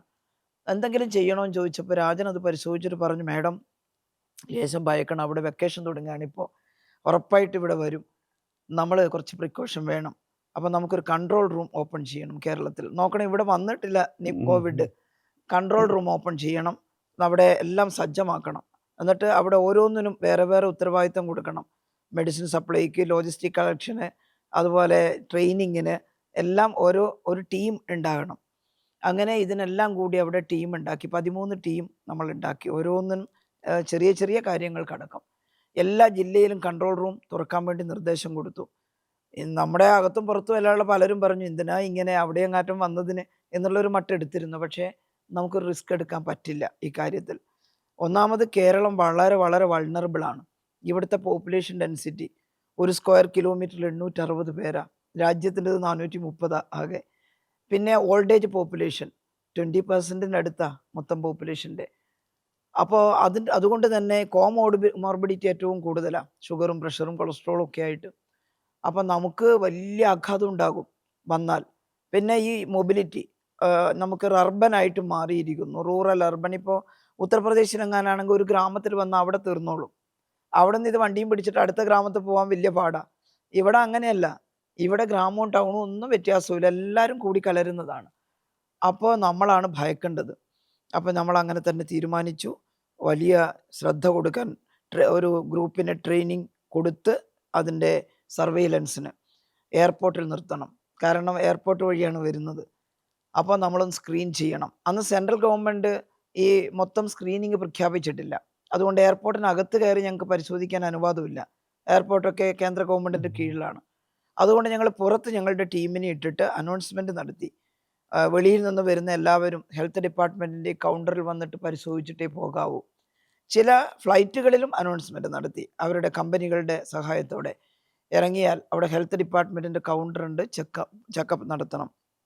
അപ്പോൾ ആദ്യം തന്നെ കൊച്ചി എയർപോർട്ടിൽ വന്ന് ഇറങ്ങിയ ഒരു ടീം വുഹാനിൽ നിന്ന് വന്ന കൂട്ടത്തിൽ വുഹാനിൽ നിന്നുള്ള 3 മെഡിക്കൽ വിദ്യാർത്ഥികളെ അതിൽ നിന്ന് കിട്ടി. അവരെ ഞങ്ങൾ ക്വാറന്റൈൻ ചെയ്തു. അവർക്ക് വലിയ പ്രശ്നമൊന്നും ഉണ്ടായിരുന്നില്ല. ചെറിയ കോൾഡൊക്കെ ഉണ്ടായിരുന്നു. അവരെ ക്വാറന്റൈൻ ചെയ്തു. അവർ 3 ആളും 3 ജില്ലകളിലാണ്. അങ്ങനെ ആശുപത്രി അവരെ ക്വാറന്റൈൻ ചെയ്തിട്ട് നിരീക്ഷണത്തിന് വിധേയരാക്കിയപ്പോൾ ഒരു 4-5 ദിവസം കഴിയുമ്പോഴേക്കും അവരിൽ രോഗം പ്രത്യക്ഷപ്പെടാൻ തുടങ്ങി. നല്ല ചുമയും ഒക്കെ സിംറ്റംസ് പ്രത്യക്ഷപ്പെട്ടു. അതിൻ്റെ സാമ്പിൾ പരിശോധിച്ചപ്പോൾ അവർ കോവിഡ് പോസിറ്റീവായി. 2020 ജനുവരിയിലാണ് തൃശ്ശൂരിലെ ജനറൽ ഹോസ്പിറ്റലിൽ വെച്ച് ഒരു കുട്ടി കോവിഡ് പോസിറ്റീവായത്, വുഹാനിലെ മെഡിക്കൽ സ്റ്റുഡൻറ്റ്. അപ്പോൾ ഞാനാണെങ്കിൽ തിരുവനന്തപുരത്ത് ഞാൻ വിമൻ ആൻഡ് ചിൽഡ്രൻ്റെ മന്ത്രിയും കൂടിയാണല്ലോ. അപ്പോൾ സ്ത്രീകളുടെ ഒരു ഉന്നമനത്തിന് വേണ്ടി ബി ബ്രേവ് ഗോ എഹെഡ് എന്ന് പറഞ്ഞിട്ട് സധൈര്യം മുന്നോട്ട് എന്ന് പറഞ്ഞൊരു ക്യാമ്പയിൻ ഇട്ടിരുന്നു. അതിലൊരു നൈറ്റ് വാക്ക് സംഘടിപ്പിച്ചിരുന്നു. ആ നൈറ്റ് വാക്കിൻ്റെ ഭാഗമായിട്ട് ഞാനും നമ്മുടെ അനുപമ EAS ഒക്കെ കൂടി നടക്കുകയാണ് തിരുവനന്തപുരത്ത്. രാത്രി ഒരു 6 മണിക്ക് തുടങ്ങിയിട്ട് ഒരു 10 മണി വരെ നടക്കാനാണ് നിശ്ചയിച്ചത്. അപ്പോൾ അങ്ങനെ നടക്കുന്നതിൻ്റെ ഇടയിലാണ് എനിക്കൊരു 7-7:30 ആകുമ്പോൾ ഒരു ഫോൺ കോൾ വന്നത്. അത് പോസിറ്റീവാണ്, കോവിഡ് പോസിറ്റീവാണ്. പെട്ടെന്ന് വല്ലാത്ത വിഷമം തോന്നി. കാരണം നിപ്പയും കൊണ്ട് 40 ദിവസം അവിടെ താമസിച്ചിട്ട് നടത്തിയ ഒരു പ്രവർത്തനം എനിക്ക് ഓർമ്മയുണ്ട്. അപ്പോൾ നമ്മളെല്ലാം ഇതിൽ കേന്ദ്രീകരിക്കണം. അപ്പോൾ എനിക്ക് ഭയങ്കര വിഷമമായി. ഞാൻ എന്ത് ചെയ്യും? പെട്ടെന്ന് പുറപ്പെടും തന്നെ തൃശ്ശൂരേക്ക്. പക്ഷേ ബൈ റോഡ് പോയാൽ 6 മണിക്കൂറെങ്കിലും എടുക്കും. അതുപോലെ തന്നെ ഫ്ലൈറ്റിന് പോകാമെന്ന് വെച്ചാൽ എറണാകുളത്ത് ഇറങ്ങിയിട്ട് പോകണം. എന്നാലും എൻ്റെ PA-നോട് ഞാൻ പറഞ്ഞു അടിയന്തരമായിട്ടൊരു ഫ്ലൈറ്റ്. അപ്പോൾ അവിടെ 9:30ക്ക് ഒരു ഫ്ലൈറ്റ് ഉണ്ട്. അതിന് പോയാൽ കൊച്ചിയിൽ ഇറങ്ങാം. അവിടെ നിന്നൊരു 1-1.5 മണിക്കൂർ കഴിഞ്ഞിട്ട് വേണം തൃശ്ശൂരെത്താൻ. എന്തായാലും ബൈ റോഡ് പോകുന്നതിനേക്കാളും നേരത്തെ എത്താം. ഞാൻ ഉടനെ തന്നെ രാജൻ കോബ്രഗഡയെ വിളിച്ചു. അതുപോലെ തൃശ്ശൂരിൽ നിന്നുള്ള 3 മന്ത്രിമാരെയും വിളിച്ചു. നമ്മുടെ അനിൽകുമാർ കാർഷിക മന്ത്രി, നമ്മുടെ MC മൊയ്തീൻ വ്യവസായ മന്ത്രി, അതുപോലെ രവീന്ദ്ര മാഷ് വിദ്യാഭ്യാസ വകുപ്പ് മന്ത്രി. രവീന്ദ്ര മാഷ് എന്തോ കാര്യത്തിന് നാട്ടിൽ പോയ സമയമായിരുന്നു, അവിടെ എത്താമെന്ന് പറഞ്ഞു. മറ്റവർ 2 പേരും ഇതേ ഫ്ലൈറ്റിൽ ബുക്ക് ചെയ്ത് രാജനും സെക്രട്ടറിയും എൻ്റെ കൂടെ വന്നു. ഞങ്ങൾ അവിടെ കൊച്ചിയിൽ ഇറങ്ങി. അപ്പോൾ തന്നെ ഒരു വണ്ടി എടുത്തിട്ട് തൃശ്ശൂരേക്ക് വിട്ടു. 12:30 മറ്റോ ആയിരുന്നു അവിടെ എത്തുമ്പം. ഈ പറഞ്ഞ പോലെ മീറ്റിംഗും അറേഞ്ച് ചെയ്യാൻ പറഞ്ഞു. രാത്രി എല്ലാവരോടും വരാൻ പറയണം. അപ്പോൾ അവരെല്ലാം വന്നു, മെഡിക്കൽ കോളേജിലുള്ളവരും എല്ലാം വന്നു. അപ്പോൾ ഈ പറഞ്ഞ പോലെ മാധ്യമങ്ങൾ നിറഞ്ഞു നിൽക്കുകയാണ്. അപ്പോൾ എന്താണ് കോവിഡ് ഉണ്ട് അല്ലേ എന്ന് ചോദിച്ചു. അപ്പോൾ ഞാൻ പറഞ്ഞു ഒന്നും പറയാറായിട്ടില്ല, ഒരു കേസ് പോസിറ്റീവാണെന്ന് തോന്നുന്നുണ്ട്, രാവിലെ നിങ്ങളോട് പറയാം, നിങ്ങൾ പൊയ്ക്കോളൂ. അപ്പോൾ അവർ പറഞ്ഞു ഇല്ല, ഞങ്ങളിവിടെ കാത്തു നിൽക്കും. ഞാൻ പറഞ്ഞു ഒരു 1-2 മണിക്കൂർ മീറ്റിംഗ് നടത്തേണ്ടി വരും, അതിന് ശേഷമേ ബ്രീഫിംഗ് പറ്റുള്ളൂ, അപ്പോൾ ഒരുപാട് വൈകും, നിങ്ങൾ പൊയ്ക്കോളൂ എന്ന് ഞാൻ പറഞ്ഞു. മാഡം മീറ്റിംഗ് നടത്തിക്കോളൂ എന്ന് അവരെന്നോട് പറഞ്ഞു. അങ്ങനെ മീറ്റിംഗ് നടത്തി A to Z എല്ലാ കാര്യവും ആ മീറ്റിങ്ങിൽ വെച്ച് തീരുമാനിച്ചു. എല്ലാം ഈ കുട്ടിയെ ഐസൊലേറ്റ് ചെയ്യാനും ഈ കുട്ടിയെ രാത്രി പുലരാറാകുമ്പോൾ മെഡിക്കൽ കോളേജിലേക്ക് മാറ്റാൻ. എന്ന് വെച്ചാൽ ആരെങ്കിലും ഫോട്ടോ ഒന്നും എടുത്തിട്ടിട്ട് അബദ്ധം ഉണ്ടാക്കണ്ട, അവരുടെ പ്രൈവസി ഉണ്ടല്ലോ. അപ്പോൾ അതുകൊണ്ട് രാത്രി തന്നെ മാറ്റാനുള്ള ഏർപ്പാടൊക്കെ ചെയ്തു. എല്ലാം പ്ലാൻ ചെയ്തു. പറഞ്ഞതുപോലുള്ള ലോജിസ്റ്റിക് കളക്ഷൻ അടക്കമുള്ള എല്ലാം അന്നത്തെ മീറ്റിങ്ങിൽ പ്ലാൻ ചെയ്തു. ഞാനൊരു 2:15 ആകുമ്പോൾ വെളിയിൽ ഞങ്ങൾ ഇറങ്ങുമ്പോൾ മീഡിയ ഒന്നും പോയിട്ടില്ല, എല്ലാവരും നിൽക്കുകയാണ്. അപ്പോൾ തന്നെ അവരോട് ഞങ്ങൾ ഈ കാര്യം ബ്രീഫ് ചെയ്തു, അത് കോവിഡാണ്, പക്ഷേ ഞങ്ങളെല്ലാ തയ്യാറെടുപ്പുകളും നടത്തുന്നുണ്ട്. അതുകൊണ്ട് നിങ്ങൾ റിപ്പോർട്ട് ചെയ്യേണ്ടത് ആളുകളെ ഭയപ്പെടുത്തുന്ന രീതിയിലല്ല. ഭയം ബാധിച്ചാൽ ഈ സമൂഹത്തിൽ നമുക്ക് നിയന്ത്രണം ഇല്ലാണ്ടാവും. അതുകൊണ്ട് ഭയപ്പെടരുത്, ജാഗ്രത അന്നാണ് ഭയമല്ല ജാഗ്രത എന്ന് പറയുന്ന ആ ക്യാപ്ഷൻ വന്നത് അതോടുകൂടിയാണ്. ഭയമല്ല വേണ്ടത്, ജാഗ്രതയാണ് എന്ന് പറഞ്ഞിട്ട് റിപ്പോർട്ട് ചെയ്യണം. മീഡിയ വലിയ സഹകരണമായിരുന്നു നിപ്പയുടെ കാലത്തും. അതെ, ആദ്യത്തെ ഒരു ദിവസം അവരെന്തൊക്കെയോ എഴുതിയെങ്കിലും ഞാൻ എല്ലാ ദിവസവും അവരോട് പറഞ്ഞു വൈകുന്നേരം ആരോഗ്യമന്ത്രിയോ ഹെൽത്ത് ഡയറക്ടറോ ബ്രീഫ് ചെയ്യും. 5 മണിക്ക് യോഗം ചേരും, 6 മണിക്ക് നിങ്ങളോട് ബ്രീഫ് ചെയ്യും. അതല്ലാതെ എഴുതരുത് വേറൊന്നും. നിങ്ങൾ ഇങ്ങനെ കഥകൾ മെനഞ്ഞാൽ ഞങ്ങൾക്ക് വലിയ ആപത്താവും എന്ന് പറഞ്ഞു. എല്ലാവരും അനുസരിച്ചു കേട്ടോ. മീഡിയ നമ്മൾ സാധാരണ പലപ്പോഴും അപസർപ്പക കഥകൾ മെനയുന്നതിന് കുറ്റം പറയാറുണ്ട്. പക്ഷേ ഈ 2 കേസിലും നന്നായിട്ട് മീഡിയ സപ്പോർട്ട് കിട്ടിയിരുന്നു. എന്താണ് നമ്മൾ പറയുന്നത് അത് പ്രചരിപ്പിക്കാൻ കേരളത്തിലെ മീഡിയ അവർ ശ്രദ്ധിച്ചു, അവർ കൂടെ നിന്നു. അതിന് ഞാൻ എപ്പോഴും നന്ദിയുണ്ട് എനിക്ക് അവരോട്. മറ്റ് രാഷ്ട്രീയ കാര്യങ്ങളിൽ അവർ സാധാരണ ചിലപ്പോൾ എന്തെങ്കിലും എഴുതാറുണ്ടായിരിക്കാം, പക്ഷേ എനിക്ക് നല്ല അനുഭവമാണ് ഉണ്ടായത്. ഏതായാലും മീഡിയയോട് പറഞ്ഞ് അവരത് ചെയ്തു. അപ്പോൾ നമ്മൾ വളരെ പെട്ടെന്ന് അതിൻ്റെ തയ്യാറെടുപ്പ് നടത്തി എന്നുള്ളതാണ്. ഇതിലും ഞങ്ങൾ സ്വീകരിച്ചത് കണ്ടെയ്ൻമെൻറ്റ് മെത്തേഡാണ്. അന്ന് ലോകത്ത് ആദ്യമായിട്ട് വുഹാനിലാണല്ലോ, പിന്നെ ഇറ്റലിയിലേക്ക് പോയി. ഇവിടെയാണെങ്കിൽ എല്ലാ എയർപോർട്ടിലും നമ്മൾ ആളുകളെ നിർത്തി. അപ്പോൾ ചിലർ പറഞ്ഞു ടീച്ചർ എന്തിനാണ് ഒരു തോക്കും കൊടുത്ത് അവിടെ നിർത്തിയിരിക്കുന്നത്, ടെമ്പറേച്ചർ മെഷർ ചെയ്യുന്ന ഉപകരണം അത് നെറ്റിയിൽ ചൂണ്ടുമ്പോൾ തോക്ക് ചൂണ്ടുന്ന പോലെ തോന്നും, എന്തിനാണ് ഇങ്ങനെ പേടിപ്പിക്കുന്നത് എന്നോട് അന്ന് പ്രതിപക്ഷ നേതാവ് അദ്ദേഹം നല്ല കാര്യത്തിന് പറഞ്ഞതാണ്, കുറ്റപ്പെടുത്താനല്ല. ടീച്ചർ മിറ്റിഗേഷൻ മെത്തേഡ് മതി, ഇങ്ങനെ നിങ്ങൾ ജനങ്ങളെ ബുദ്ധിമുട്ടിക്കരുത്. അമേരിക്കയിലൊക്കെ മിറ്റിഗേഷനാണ് ഉപയോഗിച്ചിരിക്കുന്നത്. എന്ന് വെച്ചാൽ വൈറസിനെ കയറൂരി വിടുക, എന്നിട്ട് എല്ലാവരും ഇൻഫെക്റ്റഡ് ആയാൽ ഒരു മാസ് ഇമ്മ്യൂണിറ്റി കിട്ടും, ഹേർഡ് ഇമ്മ്യൂണിറ്റി ഉം. കിട്ടും. ഞാൻ പറഞ്ഞു, സർ അതിലൊരു ശാസ്ത്രമുണ്ട് താങ്കൾ പറഞ്ഞതിൽ, പക്ഷേ കേരളത്തിൽ പരീക്ഷിച്ചുകൂടാ. ആ ഇമ്മ്യൂണിറ്റി കിട്ടുന്നതിന് മുമ്പേ ഈ പോപ്പുലേഷൻ്റെ വലിയൊരു വിഭാഗം മരണത്തിന് കീഴടങ്ങും. They have to succumb to death. ഉം. അതുകൊണ്ട് നമുക്ക് ആ മെത്തേഡല്ല, ഈ മരണത്തിന് ആ വിട്ടുകൊടുക്കാൻ പറ്റില്ല. മരണത്തിന് വിട്ടുകൊടുക്കാൻ പറ്റില്ല ഒരാളെ പോലും എന്നുള്ള ഒരു മുദ്രാവാക്യം നമുക്ക് എടുക്കണം. നമ്മൾ ക്വാറന്റൈൻ മാത്രമല്ല, 60 വയസ്സിന് മേലെയുള്ളവരെ റിവേഴ്സ് ക്വാറന്റൈൻ ചെയ്യാൻ തീരുമാനിച്ചിരിക്കുന്നു. എന്ന് വെച്ചാൽ അവർ വീട്ടിൽ നിന്ന് പുറത്തിറങ്ങേണ്ടതില്ല, അവർ വീട്ടിൽ താമസിക്കണം. അപ്പോൾ അതിന് അവർക്ക് വേണ്ട ഈ NCD കൺട്രോൾ ചെയ്യാനുള്ള മെഡിസിൻസ് അതെല്ലാം വീട്ടിൽ ചെല്ലും, വീട്ടിൽ നോക്കിക്കോളും. അതുകൊണ്ട് അവർ പുറത്ത് പോകണ്ട. പിന്നെ കുറച്ച് വിഷമാണ്, എന്നാലും വീട്ടിൽ തന്നെ നിൽക്കണം. ഇങ്ങനെയുള്ള കാര്യങ്ങൾ ഞങ്ങൾ പ്ലാൻ ചെയ്തു. അതുകൊണ്ട് ഞങ്ങൾ മിറ്റിഗേഷൻ ഉപേക്ഷിക്കുന്നു, കണ്ടെയ്ൻമെൻറ്റ് മെത്തേഡ് സ്വീകരിക്കും. ഞാൻ മുഖ്യമന്ത്രിയോട് എപ്പോഴും ചോദിച്ചിട്ട് അദ്ദേഹത്തിൻ്റെ നിർദ്ദേശം കേട്ടിട്ടാണ് ചെയ്യുന്നത്. മുഖ്യമന്ത്രി പറഞ്ഞു അതിനെന്തൊക്കെയാണ് വേണ്ടതെന്ന് വെച്ചാൽ നമുക്ക് ചെയ്യാം, അതുകൊണ്ട് ധൈര്യമായിട്ട് പുറപ്പെട്ടോളാൻ പറഞ്ഞു. അപ്പോൾ വീട്ടിൽ അടച്ചിടുന്ന ആളുകൾക്ക് ഭക്ഷണം വേണ്ടേ? അവിടെ ക്വാറന്റൈൻ ചെയ്താൽ, ഐസൊലേറ്റ് ചെയ്താൽ ആ കുടുംബം ഭക്ഷണം കഴിക്കണ്ടേ? അതിന് എല്ലാ വകുപ്പുകളെയും ഏകോപിപ്പിച്ചു.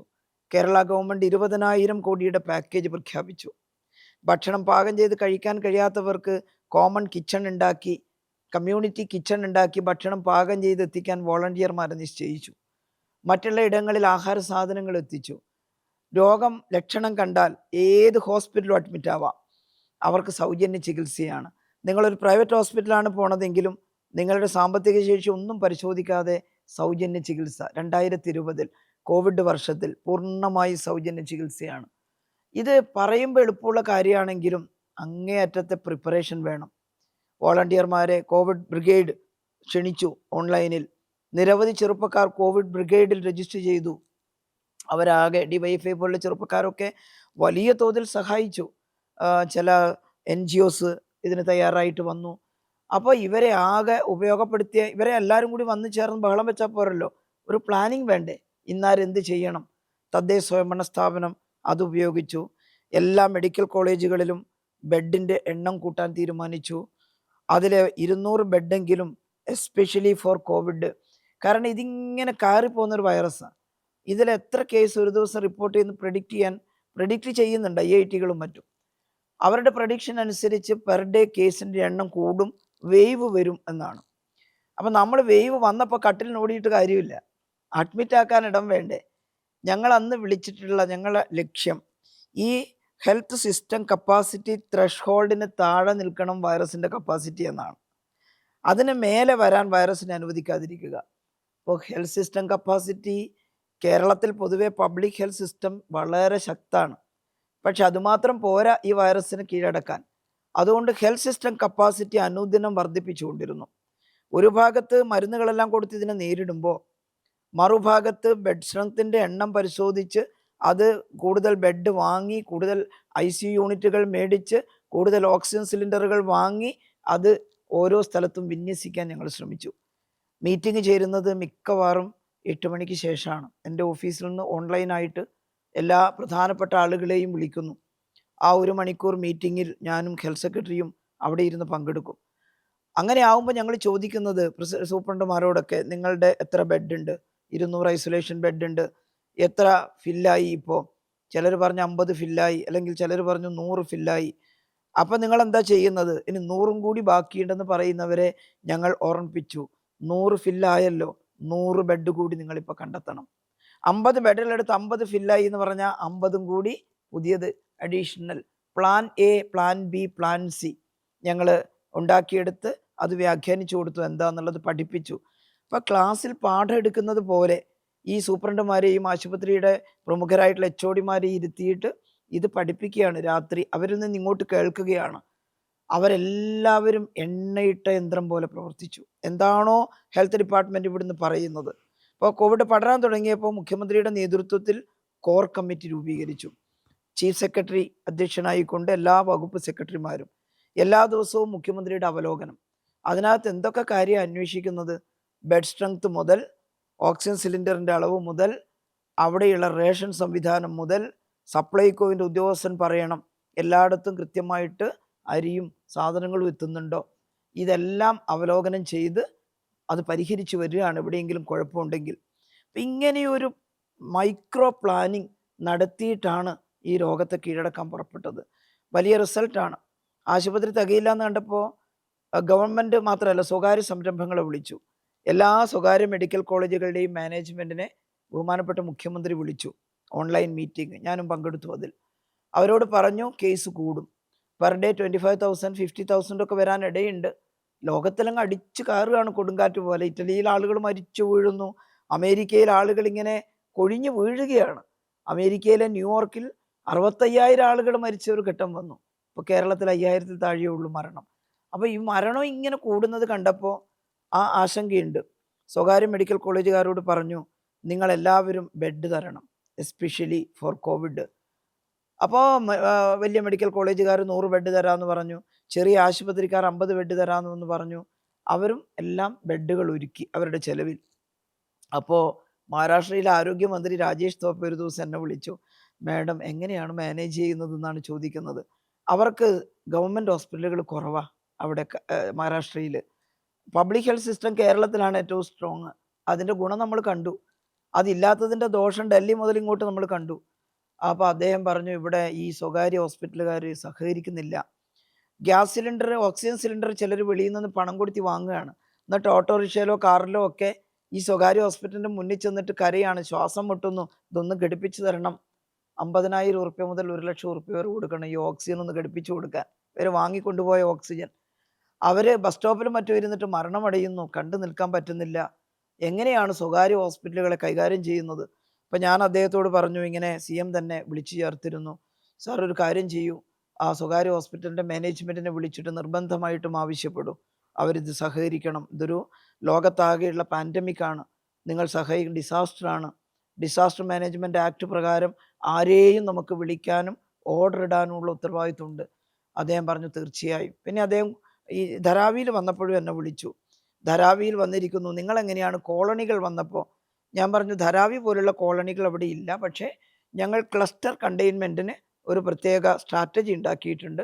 ക്ലസ്റ്ററുകൾ അടക്കുക, എന്നിട്ട് അബാൻഡൻ ചെയ്യരുത്, അവിടെ ആരോഗ്യ പ്രവർത്തകരെ വിന്യസിക്കുക, ആഹാരം എത്തിക്കുക, ആവശ്യമുള്ളതെല്ലാം എത്തിക്കുക, രോഗം ഭേദമാകുന്നത് വരെ അവിടെ തന്നെ ട്രീറ്റ്മെൻറ്റ് നടത്തുക, അവിടെ ഒരു യൂണിറ്റ് തുടങ്ങുക. അപ്പോൾ ഇത് അദ്ദേഹം പറഞ്ഞു തീർച്ചയായും. നമ്മൾ പറഞ്ഞുകൊണ്ടാണോ എന്നറിയില്ല, അവരത് ഇംപ്ലിമെൻറ്റ് ചെയ്തിരുന്നു. ധാരാവിയിൽ അവർ രക്ഷപ്പെടാൻ വേണ്ടി നല്ല പ്രവർത്തനം നടത്തിയിരുന്നു. അപ്പോൾ ഇതാണ് കേരളത്തിൽ പ്ലാൻ ചെയ്തത്.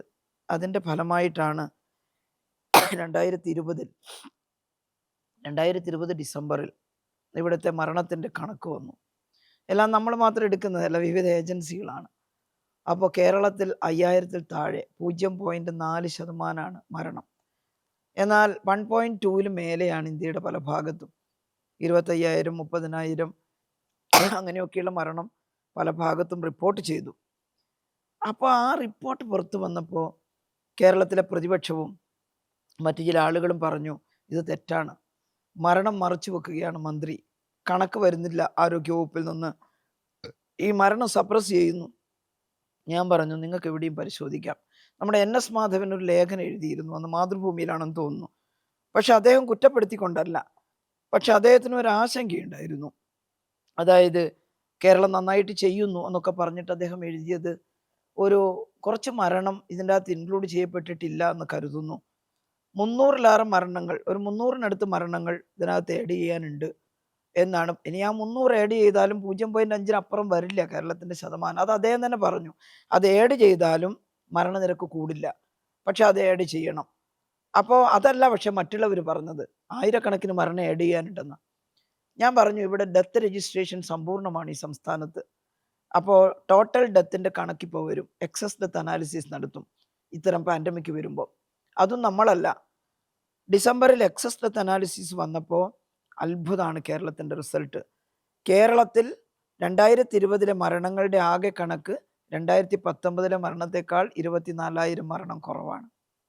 ഇതൊരു അത്ഭുതമാണ്. കോവിഡ് വർഷത്തിൽ, കോവിഡിന് മുമ്പത്തെ വർഷത്തിലുള്ളതിനേക്കാൾ മരണം കുറവാണ്. മാസ്ക് ധരിക്കുകയും കൃത്യമായിട്ട് ക്വാറന്റൈനിൽ നിൽക്കുകയൊക്കെ ചെയ്തപ്പോൾ എനിക്ക് തോന്നുന്നു മറ്റ് ശ്വാസതടസ്സമൊക്കെ കൊണ്ടുള്ള മരണമൊക്കെ കുറഞ്ഞിട്ടുണ്ടാവും. നമ്മൾ അങ്ങനെ സ്ട്രിക്റ്റ് ആയിരുന്നല്ലോ. അപ്പോൾ ഇത് ലോകത്തിൽ 5 സ്ഥലത്തേ അങ്ങനെ ഉണ്ടായിട്ടുള്ളൂ. ക്യൂബ, വിയറ്റ്നാം, കൊറിയയാണെന്ന് തോന്നുന്നുണ്ട് ഒന്ന്. പിന്നെ ഒന്ന് ന്യൂസിലാൻഡാണ്. ഇടതുപക്ഷ ചായ്വുള്ളിടത്ത്, ഗവൺമെൻറ് ഉള്ളിടത്തെല്ലാം ഗുഡ് റിസൾട്ടാണ്. എന്നാൽ ന്യൂസിലാൻഡ് അങ്ങനെയല്ല. പക്ഷേ ന്യൂസിലാൻഡിലെ ജസീന്ത ആർഡൻ അന്ന് ചർച്ച ചെയ്യപ്പെട്ടിരുന്നു. വളരെ യങ് ആയിട്ടുള്ള ഭരണാധികാരി. അവർ നന്നായിട്ട് ഇതെല്ലാം കണ്ടെയ്ൻ ചെയ്യാൻ വേണ്ടി അവിടെ ഒരു ഫ്ലൈറ്റും ന്യൂസിലാൻഡിലേക്ക് ഇനി വരേണ്ടതില്ല എന്ന് അവർ പറഞ്ഞു. അവിടെ നിന്ന് പുറത്തേക്കും ഫ്ലൈറ്റൊന്നും പോയില്ല. അപ്പോൾ വളരെ നന്നായിട്ട് ഇടപെട്ട ഒരാളായിരുന്നു ജസീന്ത ആർഡൻ. അപ്പോൾ അവിടെ പിന്നെ കേരളത്തിലാണ്, ഇന്ത്യയിലാകെയല്ല, ഇന്ത്യയുടെ പല ഭാഗത്തും മരണം കൂടുക ചെയ്ത് കോവിഡ് വർഷത്തിൽ. അപ്പോൾ ഈ കണക്ക് വന്നപ്പോൾ ഞാൻ പറഞ്ഞു, നോക്കൂ, കോവിഡ് മരണം മറച്ചു വെച്ചാൽ ഈ മരണം ജനറൽ ഡെത്തിൽ പോയി ചേരില്ലേ? അപ്പോൾ എക്സസ് ഡെത്ത് കൂടില്ലേ? അപ്പോൾ സത്യം മരണം കുറഞ്ഞു എന്നാ. നമ്മുടെ ശ്രദ്ധ കൊണ്ടാണ്. ഏതെങ്കിലും ഒരു ആരോഗ്യമന്ത്രിൻ്റെ ഗുണമല്ല, എല്ലാവരുടെയും. ഞാൻ എൻ്റെ ടീം ലീഡറായിരുന്നു. അപ്പോഴാണ് ഇതൊക്കെ വന്ന സമയത്ത് തന്നെ ഈ ഗാർഡിയൻ പത്രം ആർട്ടിക്കിൾ വേണമെന്ന് പറഞ്ഞിട്ട് അവിടെ ഡൽഹിയിൽ നിന്ന് വിളിച്ചത്. എന്നോട് പറഞ്ഞു, ലോറ സ്പിന്നി ഇൻ്റർവ്യൂ ചെയ്യും, ഓൺലൈനാണ്. എനിക്ക് ലോറ സ്പിന്നി അത്ര പരിചയമൊന്നുമില്ല. ഞാൻ കുറച്ചൊക്കെ വായിക്കാറുണ്ട്, പക്ഷേ ലോറ സ്പിന്നിയെക്കുറിച്ച് ഞാൻ വായിച്ചിട്ടില്ല. ഞാൻ ഗൂഗിൾ ചെയ്ത് നോക്കുമ്പോൾ അവർ പണ്ട് ഫ്ലൂ വന്നല്ലോ കഴിഞ്ഞ നൂറ്റാണ്ടിൽ, ആ സമയത്ത് അതിനെക്കുറിച്ച് എഴുതിയിട്ടുള്ള പുസ്തകം ഒരുപാട് അവാർഡുകളൊക്കെ കിട്ടിയിട്ടുള്ളതാണ്. അവർ എഴുത്തുകാരിയാണ്, അറിയപ്പെടുന്ന ജേർണലിസ്റ്റാണ്. അപ്പോൾ ഞാൻ പറഞ്ഞു ആയിക്കോട്ടെ ചെയ്യാമെന്ന് പറഞ്ഞു. അങ്ങനെ ഓൺലൈനിൽ ഒരു ഇൻ്റർവ്യൂ തരപ്പെടുത്തി ലോറ സ്പിന്നി ഇൻ്റർവ്യൂ ചെയ്തു. ഞാൻ എനിക്കറിയാവുന്ന രീതിയിൽ ഇവിടെ നടക്കുന്ന കാര്യങ്ങളെല്ലാം അവർ ചോദിച്ചതിന് മറുപടി പറഞ്ഞു. നമ്മൾ ചെയ്യുന്ന കാര്യങ്ങളല്ലേ പറയുന്നത്. അവരെ അത് വല്ലാതെ ആവേശം കൊള്ളിച്ചു. നമ്മുടെ കണ്ടെയ്ൻമെൻറ്റും, നമ്മുടെ first line treatment, Covid treatment centre, second line Covid treatment centre, താഴെ ഡൊമിസൈൽ കെയർ സെൻറ്റർ, പഞ്ചായത്തുകളുടെ ഇടപെടൽ, ഇതെല്ലാം അവർ വളരെ താല്പര്യത്തോടു കൂടി കേട്ടു. അവരൊരു ഉഗ്രൻ ആർട്ടിക്കിൾ എഴുതി. ഞാൻ പ്രതീക്ഷിച്ചതല്ല. ഗാർഡിയനിലൊക്കെ എന്നെക്കുറിച്ചൊക്കെ ആർട്ടിക്കിൾ വരുന്നൊന്നും ഞാൻ പ്രതീക്ഷിച്ച. പക്ഷേ ഒരു പേജ് മുഴുവൻ നമുക്കായിട്ട് മാറ്റി വെച്ചു. തലക്കെട്ടാണെങ്കിൽ അങ്ങനെ ഒരു തലക്കെട്ട് എഴുതുമെന്ന് ഞാൻ വിചാരിച്ചതല്ല.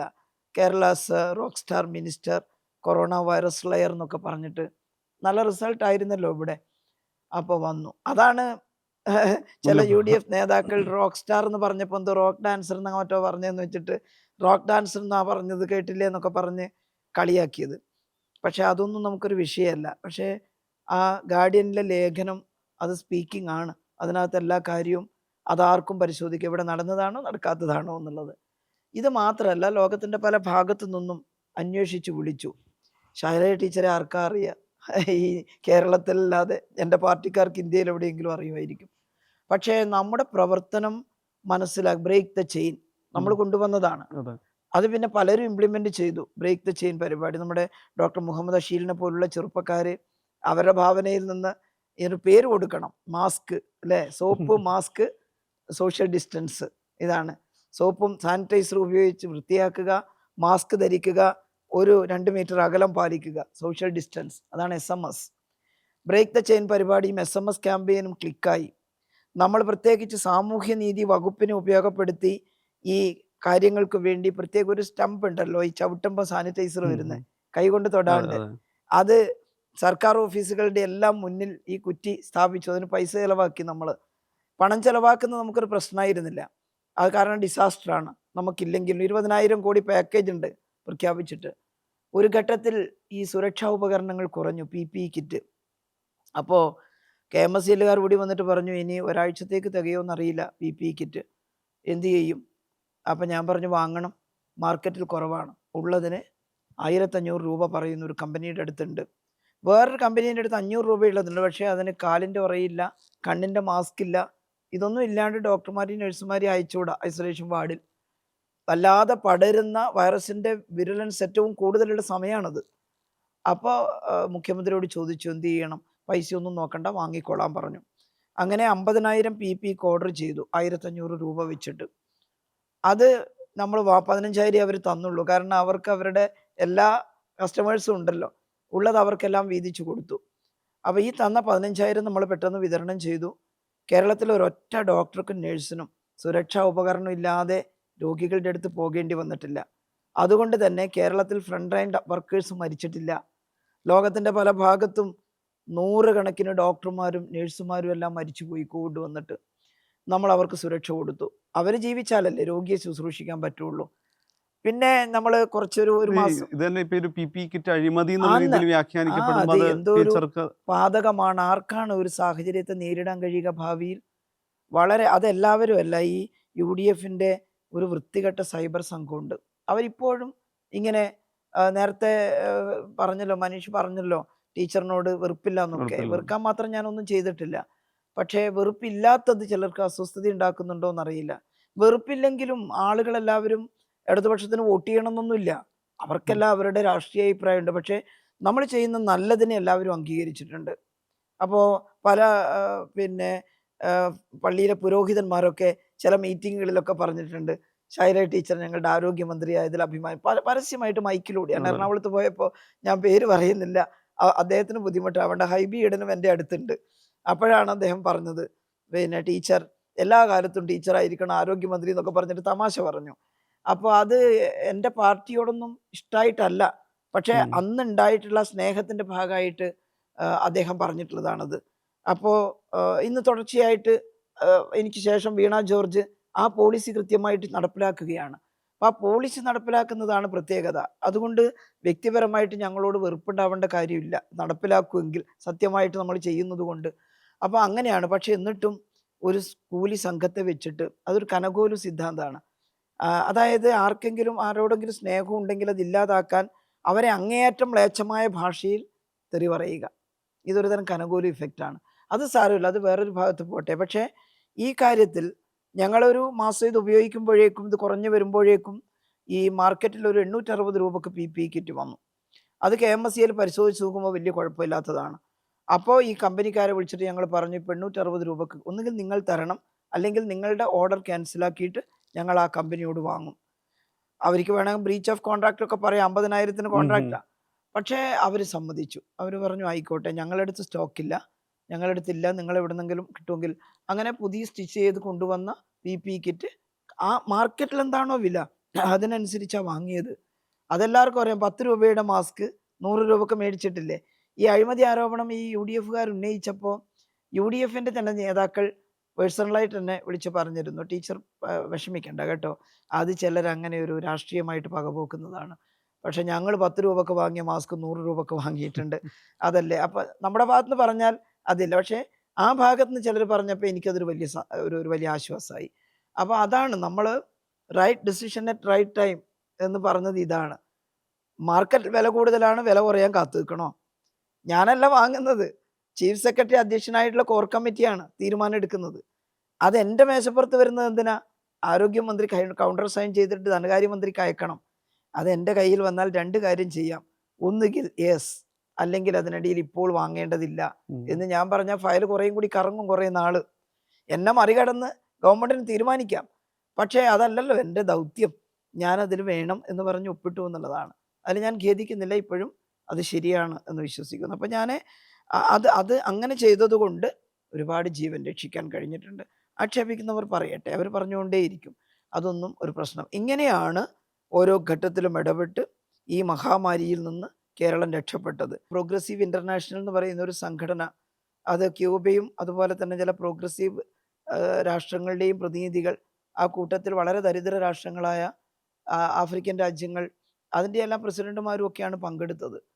പക്ഷേ അതിനകത്ത് എന്നെ ആ സംഘടനക്കാർ ഒരു ചർച്ചയ്ക്ക് വിളിച്ചു, ഓൺലൈൻ ഡിസ്കഷൻ. അപ്പോൾ കേരളത്തിൽ നിന്ന് ഒരാളെ എന്നാണ്, ഇന്ത്യയുടെ പ്രതിനിധിയല്ല ഞാനവിടെ. ഞാൻ പക്ഷേ പറയുമ്പോൾ ഇന്ത്യയുടെ പ്രതിനിധിയായിട്ട് പറയണമല്ലോ നമ്മുടെ രാജ്യത്തു നിന്ന്. അപ്പോൾ ഈ വാക്സിൻ്റെ അസമത്വമാണ് അവർ ചർച്ച ചെയ്തത്. വാക്സിൻ ഇൻ്റർനാഷണലിസം എന്ന് ഞങ്ങൾ 12 പേര് ഒപ്പിട്ട, 12ഓ 9ഓ എന്ന് എനിക്ക് ഓർമ്മയില്ല, അത്രയും പേര് ഒപ്പിട്ട ഒരു പ്രമേയം പാസ്സാക്കി. ഓൺലൈനായിട്ട് നമ്മൾ ഓൺലൈൻ സിഗ്നേച്ചർ എന്നുള്ള നിലയിൽ നമ്മളത് ഡിജിറ്റൽ സൈൻ ചെയ്തുകൊണ്ട് ആ പ്രമേയം ലോകത്തിൻ്റെ, എനിക്കിപ്പോൾ ഒരു വലിയ, അന്നേരം എന്നെക്കുറിച്ചൊന്നും ഞാൻ ആലോചിച്ചിട്ടില്ല. പക്ഷേ നാട്ടിൻപുറത്തുള്ള ഈ സാധാരണക്കാരി ഒരു ഇൻ്റർനാഷണൽ ആയിട്ടുള്ള പ്രമേയത്തിൽ ഒപ്പുവെക്കാൻ കഴിഞ്ഞത് കേരളത്തിലെ LDFൻ്റെ പോളിസിയുടെ ഭാഗമായിട്ടാണ്. അത് സാധിച്ചു എന്നുള്ളതാണ്. അതുപോലെ തന്നെയാണ് ലോകത്തിലെ പ്രമുഖരായിട്ടുള്ള 20 വനിതകളെന്ന് പറയുമ്പോൾ നമ്മൾ ഈ അതെ. കോവിഡിൻ്റെ എല്ലാം പശ്ചാത്തലത്തിലാണ്. അപ്പോൾ ഐക്യരാഷ്ട്രസഭയുടെ ജനറൽ അസംബ്ലിയിൽ പ്രസംഗിക്കാൻ വിളിച്ചു. അത് ഈ മാക്സസെ NCD കൺട്രോളിനാണ്. അവിടെ പോയിട്ട് പങ്കെടുക്കാമായിരുന്നു കോവിഡ് ഇല്ലെങ്കിൽ. അദ്ദേഹത്തിന് അന്റോണിയോ ഗുട്ടറസ് ആണ് അത് ഉദ്ഘാടനം ചെയ്തത്. 7 പേരാണ് ആ മീറ്റിങ്ങിൽ പങ്കെടുത്തത് ലോകത്തിൽ നിന്ന്. ആ 7 രാജ്യങ്ങളിൽ നിന്ന് പങ്കെടുത്ത വിവിധ തുറകളിലുള്ളവരിൽ ഒരാൾ കേരളത്തിൽ നിന്ന് ആരോഗ്യമന്ത്രി എന്നുള്ള രീതിയിൽ ഞാനായിരുന്നു. അവിടെ സംസാരിച്ചു. 10 മിനിറ്റ് സംസാരിക്കാൻ സമയം തന്നു. അത് ഏറ്റവും വലിയ സമയമാണ് ഐക്യരാഷ്ട്രസഭയെ സംബന്ധിച്ച്. അപ്പോൾ ഇവിടുത്തെ പബ്ലിക് ഹെൽത്തിൻ്റെ ആവശ്യകതയെക്കുറിച്ചാണ് പറഞ്ഞത്. എന്തുകൊണ്ട് പബ്ലിക് ഹെൽത്ത് വേണം? ഇതുപോലെ ഒരു ഡിസാസ്റ്റർ, ഒരു പാൻഡമിക് ഒക്കെ ഉണ്ടാകുമ്പോൾ പബ്ലിക് ഹെൽത്ത് ഇല്ലാത്തയിടത്ത് വീണു പോയിട്ടുണ്ട് ലോകരാജ്യങ്ങൾ. സ്വീഡനിലെ പ്രധാനമന്ത്രി അടക്കം പറഞ്ഞു അവിടെ ഏറ്റവും നന്നായി ചെയ്യുന്ന ഒരു സ്ഥലമാണ്, പക്ഷേ മിറ്റിഗേഷൻ മെത്തേഡ്, കണ്ടെയ്ൻമെൻ്റ് എടുത്തില്ല. ഞങ്ങളെ അനുകരിക്കരുത്, ഞങ്ങൾക്ക് തെറ്റിപ്പോയി എന്ന് പറഞ്ഞിട്ടുണ്ട്. അപ്പോൾ കൊച്ചു കേരളം ഒരു സോഷ്യലിസ്റ്റ് ചിന്തയോടുകൂടി ഒരു മാതൃക കാണിച്ചു എന്നുള്ള, അതുകൊണ്ടാണ് എന്നെ ക്ഷണിച്ചത് കേരളത്തിൻ്റെ പ്രതിനിധിയായിട്ട്. അതെല്ലാം ജീവിതത്തിലെ ഏറ്റവും വിലപ്പെട്ട ഓർമ്മകളാണിപ്പോഴും. കുറച്ചൊക്കെ ഞാൻ എൻ്റെ പുസ്തകത്തിൽ എഴുതിയിട്ടുണ്ട്. ഞാനൊരു പുസ്തകം പ്രകാശനം ചെയ്തിട്ടുണ്ട്, my life as A comrade. പകുതി ഭാഗം എൻ്റെ അമ്മമ്മയെക്കുറിച്ചൊക്കെയുള്ള കഥയാണ്. ബാക്കി പകുതി ഭാഗം 5 വർഷത്തെ ആരോഗ്യ മേഖലയിൽ നടത്തിയ ഇടപെടലുകളാണ്. അത് അടുത്ത തലമുറയ്ക്ക് എന്തെങ്കിലും ഉപകരിക്കുമെങ്കിൽ അതൊരു വലിയ സന്തോഷമാണ്. ഒരു പുസ്തകത്തിൻ്റെ കാര്യം ടീച്ചറിൻ്റെ സംഭാഷണത്തിൽ വന്നുകൊണ്ടിരിക്കുകയാണ്. ടീച്ചർ എല്ലാ കാലത്തും ഈ പറഞ്ഞ രാഷ്ട്രീയ പ്രവേശനത്തെക്കുറിച്ച് പറയുമ്പോൾ സ്ത്രീകളുടെ രാഷ്ട്രീയ രംഗപ്രവേശം ഇപ്പോഴും അങ്ങനെ പൂർണ്ണാർത്ഥത്തിൽ നമുക്ക് പ്രതീക്ഷിക്കാവുന്ന ഒന്നല്ല. വളരെ കുറച്ച് പേർക്കേ സജീവ രാഷ്ട്രീയത്തിലേക്ക് വരാൻ സാധിക്കുന്നുള്ളൂ. അത് പലതരത്തിലുള്ള ഈ പറയുന്ന തടസ്സങ്ങൾ, സാമൂഹ്യമായ പ്രതിബന്ധങ്ങളുണ്ട്.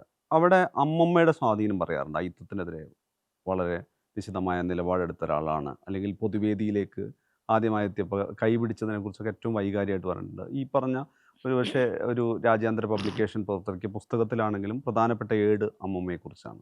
അതെ, അതെ. എൻ്റെ ഒരു റോൾ മോഡലാണ് അമ്മമ്മ എന്ന് പറയുന്നതാണ് ശരി. അത് ബഹുമാനപ്പെട്ട മുഖ്യമന്ത്രി പിണറായിയാണ് എൻ്റെ പുസ്തകം പ്രകാശനം ചെയ്തത്. പിണറായിക്കൊക്കെ അറിയുന്ന ആളാണ് അമ്മമ്മ. ഞങ്ങളൊരു നാട്ടുകാരാണല്ലോ. അപ്പോൾ പിണറായി എന്ന് പറഞ്ഞൊരു കാര്യമുണ്ട്. ഈ വസൂരി രോഗമൊക്കെ വന്നപ്പോൾ നാട്ടിൽ നല്ല ധൈര്യത്തോടു കൂടി ചെന്ന് അവരെ ശുശ്രൂഷിക്കാൻ തയ്യാറായിട്ടുള്ള ഒരമ്മമ്മയുടെ മകളാണ് ശൈലജ. അവര് ഈ ആരോഗ്യ വകുപ്പിൽ പ്രവർത്തിച്ചു എന്നുള്ളത് കാലത്തിന്റെ കാവ്യനീതിയായിരിക്കും എന്നൊക്കെ അതൊരു പറഞ്ഞിട്ടാണ് വല്ലാത്തൊരു യാദൃശ്ചികമാണ്. അദ്ദേഹം പറഞ്ഞത്. അപ്പോൾ ഒരു കമ്മ്യൂണിസ്റ്റ് കുടുംബമായിരുന്നു ഞങ്ങളുടേത്. 1930കളിലും 40കളിലും ഒക്കെ. അന്ന് ഈ കർഷക സംഘത്തിൻ്റെ ജന്മിത്വത്തിനെതിരായ പോരാട്ടം, ഒപ്പം ബ്രിട്ടീഷ് സാമ്രാജ്യത്വത്തിനെതിരായിട്ടുള്ള വലിയ സമരം.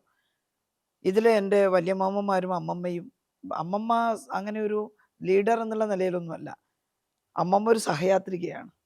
അപ്പോൾ അമ്മാമ്മമാർ 3 പേരുണ്ടായിരുന്നു, രാമുണ്ണി, അതുപോലെ തന്നെ കൃഷ്ണൻ, ദാമോദരൻ. അപ്പോൾ ദാമോദരൻ അമ്മാവൻ ചെറുതായിരുന്നു അന്ന്.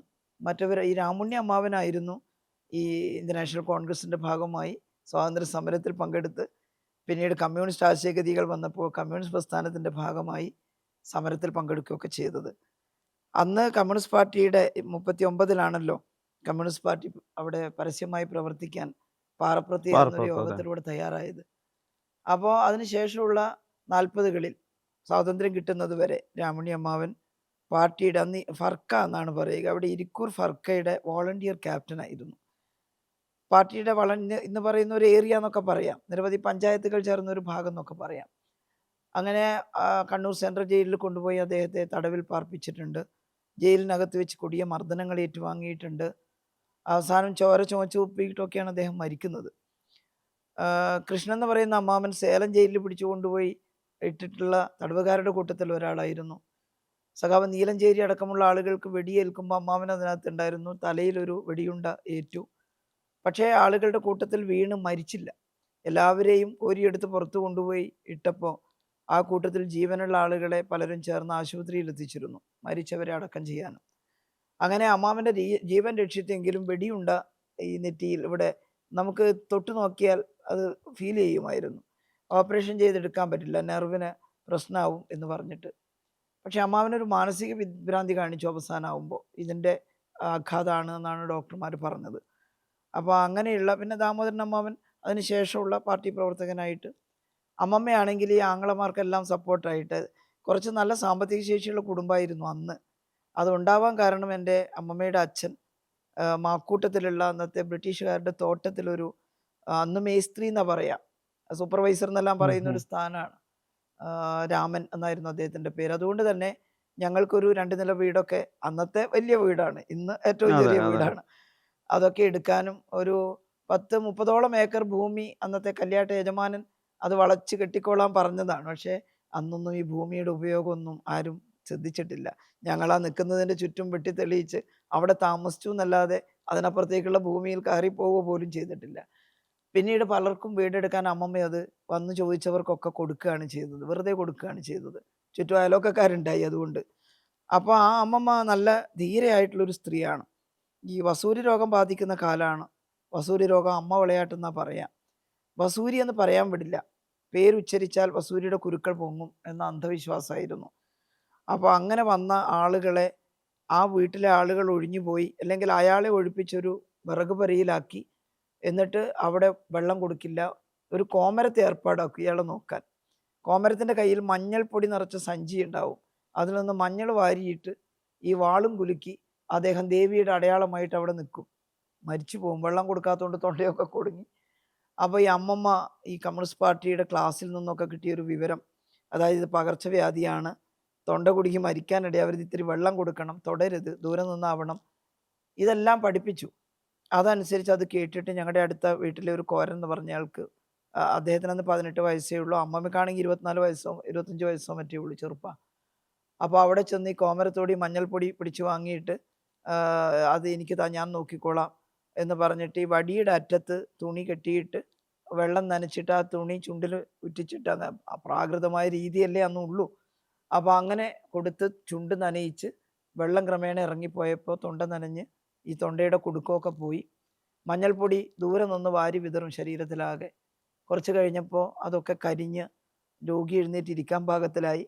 പിന്നെ ഈ കുരുമുളക് കൊടിയുടെ തണ്ട് അത് അടുപ്പിലിട്ട് വാട്ടിയെടുത്തിട്ട് അതിൻ്റെ വെണ്ണീരൊക്കെ കളഞ്ഞ് കഴുകി അത് കല്ലിൽ വെച്ച് തേച്ച് നടുക്കത്തെ കുറ്റി അങ്ങ് പറിച്ച് കളഞ്ഞാൽ നല്ല താളിയാക്കാം. ഒരു പാത്രത്തിലാക്കി ആ താളി രോഗിക്ക് കൊടുത്ത് ചൂടുവെള്ളം തിളപ്പിച്ച് വെച്ച് കൊടുത്തിട്ട് തേച്ച് കുളിക്കാൻ പറയും. മേലാകെ അത് തേച്ച് കുളിക്കും. അപ്പോൾ ഈ കുരുമുളക് മുറിവുണക്കാൻ കഴിയുന്ന ഒരു ഔഷധം ഉണ്ട് അതിനകത്ത്, കുരുമുളകിനും മഞ്ഞളിനും. അപ്പോൾ അത് ഉപയോഗിച്ച് കുളിച്ചപ്പോൾ ഫ്രഷായി രോഗി ജീവിതത്തിലേക്ക് തിരിച്ചു വന്നു. ആ കോരേട്ടൻ മരിക്കുന്നത് വരെ ഞങ്ങളുടെ വീട്ടിൽ നിത്യസന്ദർശകനാണ്. എനിക്ക് ജീവൻ മടക്കി തന്നത് കല്യാണി അടുത്തിയാണ് എന്ന് പറയുമായിരുന്നു. അയാളെക്കുറിച്ചൊക്കെ ഞാൻ എഴുതി. അപ്പോൾ ഞങ്ങൾ കാണുന്നത് ഇതാണ് അമ്മമ്മയുടെ ഈ ധൈര്യം. എല്ലാവരും ഭയന്ന് നോക്കാൻ പോലും മടിക്കുന്നിടത്ത് അമ്മമ്മ പോവുകയാണ്. പക്ഷേ ഈ രാഷ്ട്രീയ ജീവിതത്തിലും ഈ ആരോഗ്യമന്ത്രി സ്ഥാനത്തുള്ളപ്പോഴും പോലും ഇതൊരു പ്രചോദനമായിട്ടുണ്ടാവും അമ്മമ്മ അല്ലേ? എൻ്റെ ഉള്ളിൽ എവിടെയോ ഒരു പ്രചോദനമാണ്. പ്രചോദനമാണ്. തിരിച്ചു വരുമ്പം ഞങ്ങളുടെ അവിടെ ഒരു നല്ല കാട്ടരുവി, ഒരു തോടെന്നാണ് പറയുന്നത്. ഇപ്പം അതിലെ വെള്ളമെല്ലാം പോയി. കുതിച്ചൊഴുകുന്ന തോടായിരുന്നു എൻ്റെ കുട്ടിക്കാലത്ത്. അവിടെ നിന്ന് വിളിക്കും, എൻ്റെ ഡ്രസ്സൊക്കെ ഇങ്ങെടുത്തോളൂ എന്ന് മക്കളെ, എൻ്റെ അമ്മയെയും ഇളയമ്മയെയും. എന്നിട്ട് അവിടെ നിന്ന് മുങ്ങി കുളിച്ച് ആ തുണിയൊക്കെ സോപ്പിട്ട് അവർ തന്നെ കഴുകി, എന്നിട്ട് ഈ പുതിയ വസ്ത്രം ധരിച്ചിട്ടേ വീട്ടിൽ കയറി വരുള്ളൂ. അപ്പോൾ പകർച്ചവ്യാധിയെ എങ്ങനെ പ്രതിരോധിക്കണം എന്നതിൻ്റെ ഒരു ബാലപാഠമാണ്. പൂർവ്വമാതൃകയും ബാലപാഠം അവിടെ ഉണ്ട്. ബാലപാഠാണത്. അത് മനസ്സിൽ തന്നെ എപ്പോഴും തങ്ങിയിട്ടുണ്ട്. അമ്മമ്മ അന്ധവിശ്വാസത്തിനൊക്കെ വിശ്വാസിയായിരുന്നു കേട്ടോ. ഉം. പക്ഷെ ദൈവങ്ങളെയൊക്കെ ശാസിക്കും. ഞാൻ അവരുടെ എല്ലാവരുടെയും കൂടി ഒരു മകളായിരുന്നു. എൻ്റെ അമ്മ, അമ്മയുടെ ഇളയ അനിയത്തിയുടെ ഒരു കുഞ്ഞ് ചെറുപ്പത്തിലേ മരിച്ചുപോയി. വേറെ ഉം. കുട്ടിയില്ല. അതുപോലെ ഈ അമ്മമ്മ. 3 അമ്മമാരാ ചെറുപ്പത്തിലെ. അപ്പോൾ അവര്, എനിക്കൊരു ചെറിയ പനി വന്നാൽ പോലും അവർ അസ്വസ്ഥരാകുമായിരുന്നു. അപ്പോൾ ചിലപ്പോൾ രാവിലെ ഉച്ചക്കൊക്കെ ഇങ്ങനെ എപ്പോഴാന്ന് വെച്ചാൽ ദൈവത്തിനെ വഴക്ക് പറയാണ്. വൈകുന്നേരം ആകുമ്പം എൻ്റെ കുട്ടിയുടെ പനി മാറിയിട്ടില്ലെങ്കിൽ ഇന്ന് ഞാൻ ഇരുട്ടത്തിരുത്തും. ആരെയാ ഇരുട്ടത്തിരുത്തുന്നത്? സന്ധ്യക്ക് വിളക്ക് വെക്കില്ലാന്നാ. ഇപ്പോൾ ഓർക്കുമ്പോൾ ചിരി വരും.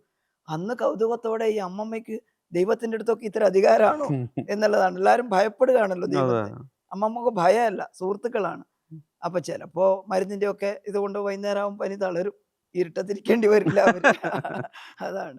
ഇടതുപക്ഷം എപ്പോഴും ഇപ്പോൾ ശൈലജ ടീച്ചറുടെ ഒരു രാജ്യാന്തരമായ ചർച്ച വരുമ്പോഴും, അല്ലെങ്കിൽ കോവിഡിൻ്റെ നിപ്പയുടെയും പ്രതിരോധത്തിൽ ഒരു രാജ്യാന്തര തലത്തിൽ ഇപ്പം വലതുപക്ഷ മാധ്യമങ്ങൾ എന്ന് പറയുന്ന മാധ്യമങ്ങളിലടക്കം ഏറ്റവും ഇൻ്റർനാഷണൽ അക്ലൈംഡ് ആയിട്ടുള്ള മീഡിയ ഒക്കെ ചർച്ച ചെയ്യപ്പെടുമ്പോഴും ഇടതുപക്ഷത്തിൻ്റെ ഒരു വനിതാ പ്രാതിനിധ്യം എന്നുള്ള നിലക്ക് കൂടി ഇടതുപക്ഷത്തിലെ സൈദ്ധാന്തികരടക്കമുള്ളവർ ഇത് ചർച്ച ചെയ്യാറുണ്ട്. പക്ഷേ ഇപ്പം നമ്മൾ 2026 നോക്കുമ്പോഴും ഒരു പാർട്ടിയുടെ മുൻനിരയിൽ ഒരു സ്ഥാനാർത്ഥി പട്ടിക വരുന്ന സമയത്ത് സ്ത്രീ പ്രാതിനിധ്യം എന്ന് പറയുന്നത്, സ്ത്രീ പങ്കാളിത്തം എന്ന് പറയുന്നത് നമുക്ക് ഈ 2026 എന്ന് പറഞ്ഞ വർഷമായി ചേർത്ത് പറയാൻ പറ്റുന്ന തരത്തിലല്ല.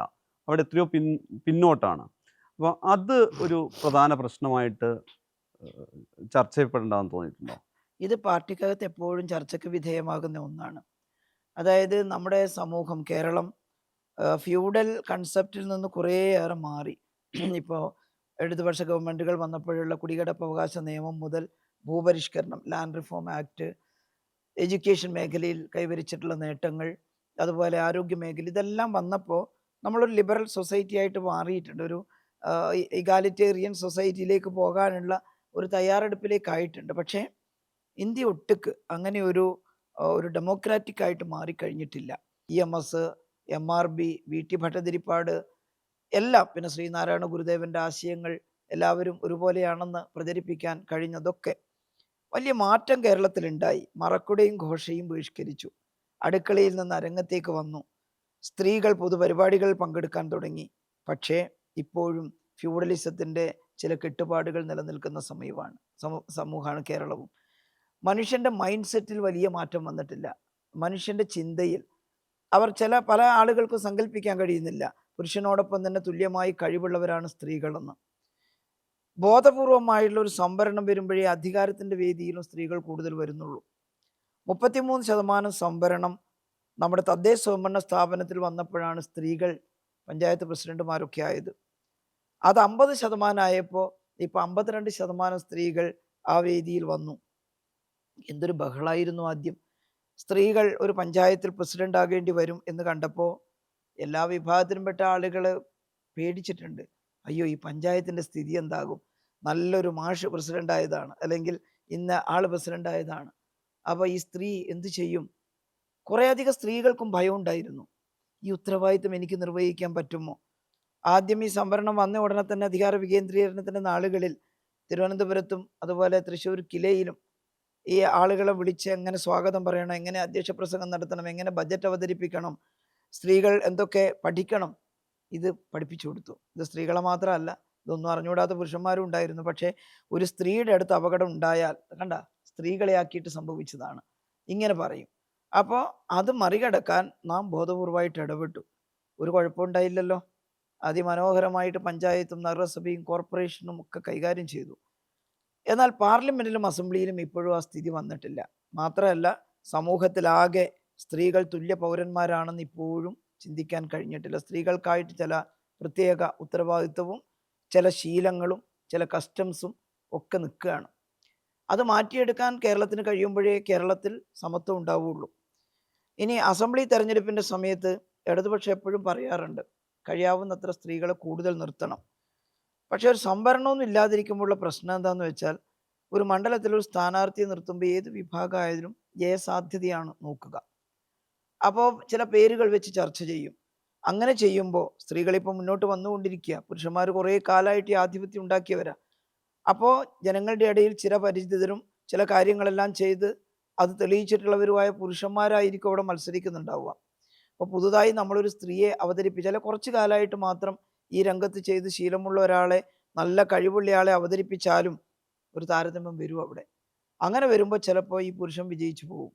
അപ്പോൾ പാർട്ടികൾ എന്നുള്ള നിലയിൽ എടുക്കുമ്പോൾ അങ്ങനെ ജനങ്ങളുടെ ഇടയിൽ നിറഞ്ഞു നിൽക്കുന്ന ഒരു പുരുഷനെ നിർത്തുമ്പോൾ ചിലപ്പോൾ നേരത്തെ ഒരുപാട് ഉത്തരവാദിത്തങ്ങൾ നിർവഹിച്ച ഒരു പുരുഷനെ തന്നെ പകരം നിർത്താമെന്ന് തീരുമാനിക്കുകയാണ്.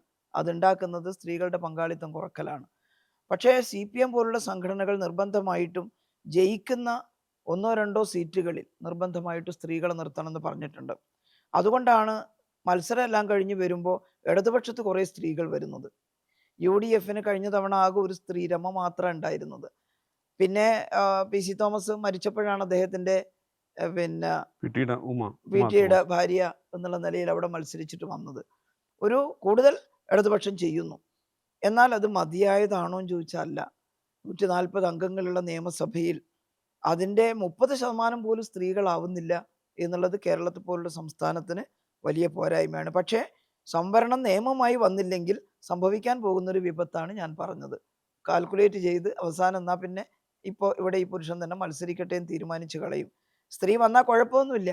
വന്ന സ്ത്രീകൾ ആരും മോശക്കാരായിരുന്നില്ല. പക്ഷേ ഒരു ഭാഗ്യപരീക്ഷണത്തിന് ചിലപ്പോൾ ആ മണ്ഡലം കമ്മിറ്റി തയ്യാറായി എന്ന് വരില്ല. ഇത് താഴെ തട്ടിലാണല്ലോ തീരുമാനിക്കുന്നത്, മണ്ഡലം കമ്മിറ്റിയും ജില്ലാ കമ്മിറ്റിയും ഒക്കെ.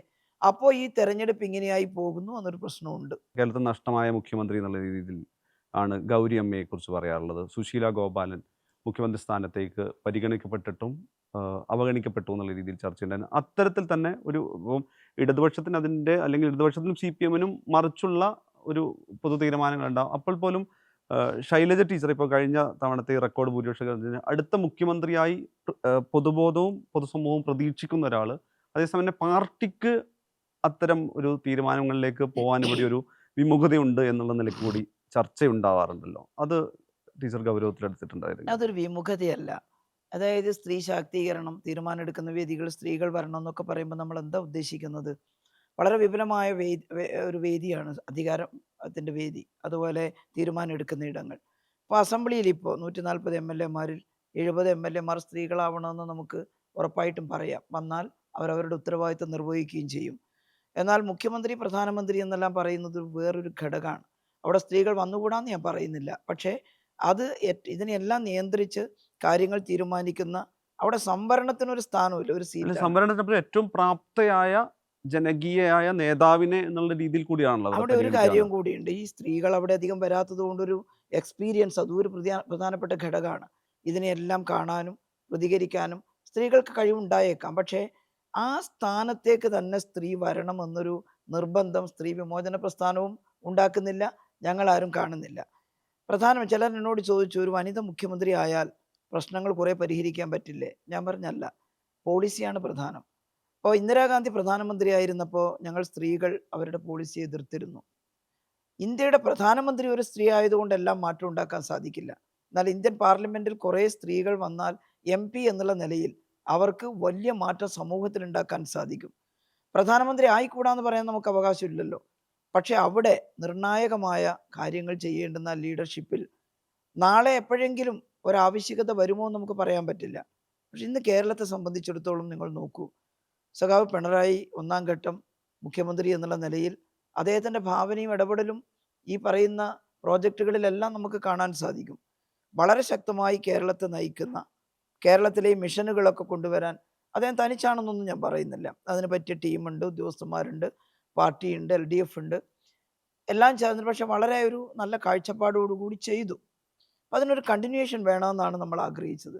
ആ കണ്ടിന്യൂവേഷനിൽ അദ്ദേഹം തന്നെ മുഖ്യമന്ത്രിയാകണമെന്ന് ഞങ്ങളെല്ലാം തീരുമാനിച്ചു. ഇനി 3ാമതും ഇടതുപക്ഷ ജനാധിപത്യ മുന്നണി വരുന്നു. ആ ഘട്ടത്തിൽ ആലോചിക്കുമ്പോൾ ഇതിൻ്റെ ഒരു തുടർച്ച ഉണ്ടാവണമെന്ന് തീരുമാനിച്ചാൽ അതൊരു പാതകമല്ല.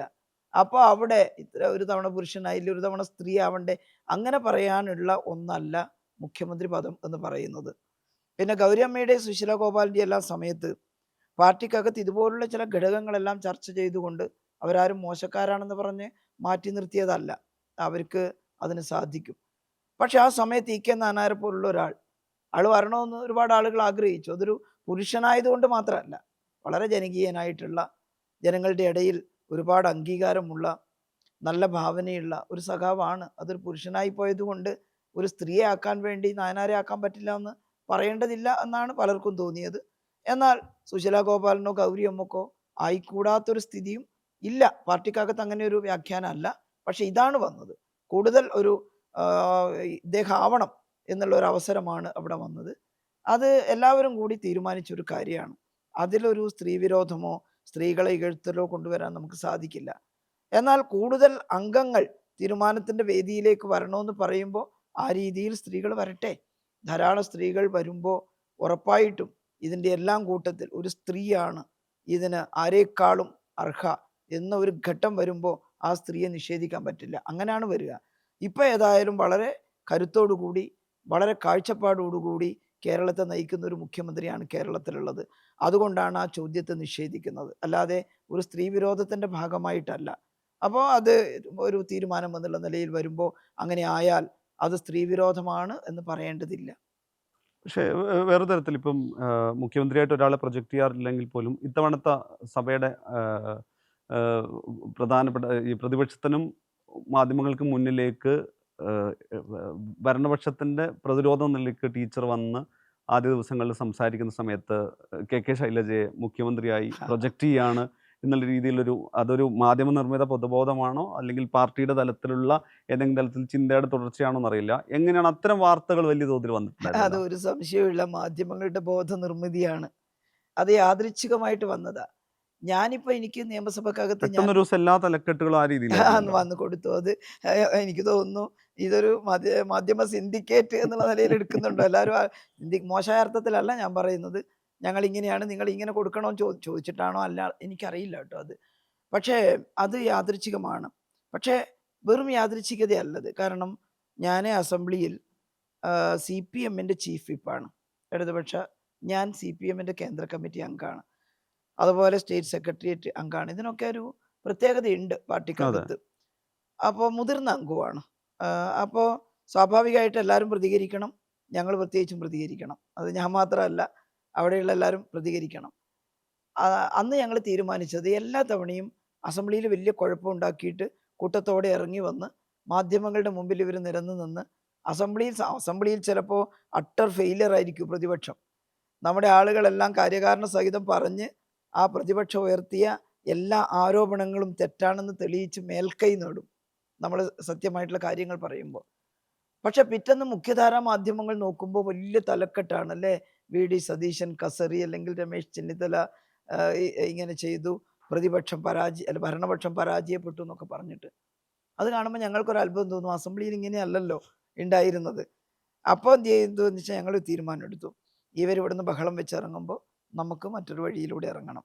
എന്നിട്ട് എന്താ ഉണ്ടായത്, ഈ വിഷയം എന്താണ്, അടിയന്തര പ്രമേയം പോലും അവതരിപ്പിക്കാതെയാണ് ഇവരിറങ്ങി വന്നതെന്ന് ജനത്തോട് പറയണം. കാരണം അടിയന്തര പ്രമേയം അവതരിപ്പിച്ചാൽ ആ ചർച്ചയ്ക്ക് അനുമതി കൊടുക്കും. എത്ര നേരം വേണമെങ്കിലും ചർച്ച ചെയ്യുക. ഞങ്ങളടുത്ത് പറയാൻ ഇഷ്ടം പോലെ സത്യസന്ധമായ കാര്യങ്ങളുണ്ട്. അവർ പറയട്ടെ, അതിന് മറുപടി പറയാം, ഭയപ്പെടുന്നില്ല. പക്ഷേ അവർക്കറിയാം അടിയന്തര പ്രമേയത്തിന് അനുമതി കൊടുത്താൽ ബഹളം വെച്ചിറങ്ങാൻ പറ്റില്ല.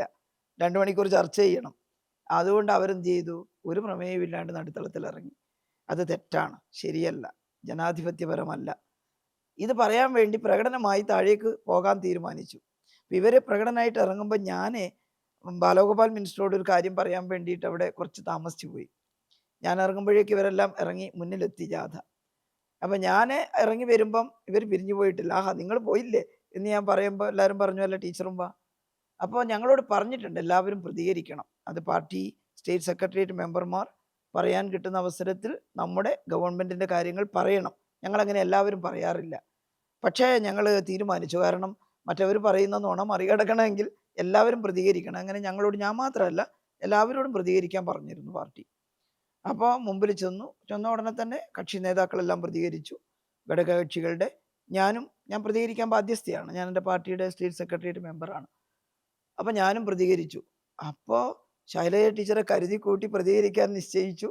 ഇനി ശൈലജ ടീച്ചറാണ് ഈ മുഖം എന്നും പറഞ്ഞിട്ട് പിറ്റേന്ന് പത്രം നോക്കുമ്പോഴാണ് ഈ അത്ഭുതം കാണുന്നത്. ഏതായാലും കുഴപ്പമില്ല, പ്രതികരിച്ചു. ഞാൻ പാർട്ടിയുടെ ആളായിട്ടാണ്, മറ്റെന്തെങ്കിലും ഉദ്ദേശ ലക്ഷ്യം ആ പ്രതികരണത്തിലില്ല. അതാണ് അവിടെ സംഭവിച്ചത്. പാർട്ടി പറഞ്ഞിട്ടുണ്ട്, പ്രതികരിച്ചിട്ടുണ്ട്. പക്ഷെ ആ പ്രതികരണം നാളെ നടക്കാനിരിക്കുന്ന അസംബ്ലി തെരഞ്ഞെടുപ്പുമായിട്ട് ഒരു ബന്ധവും അതിനില്ല.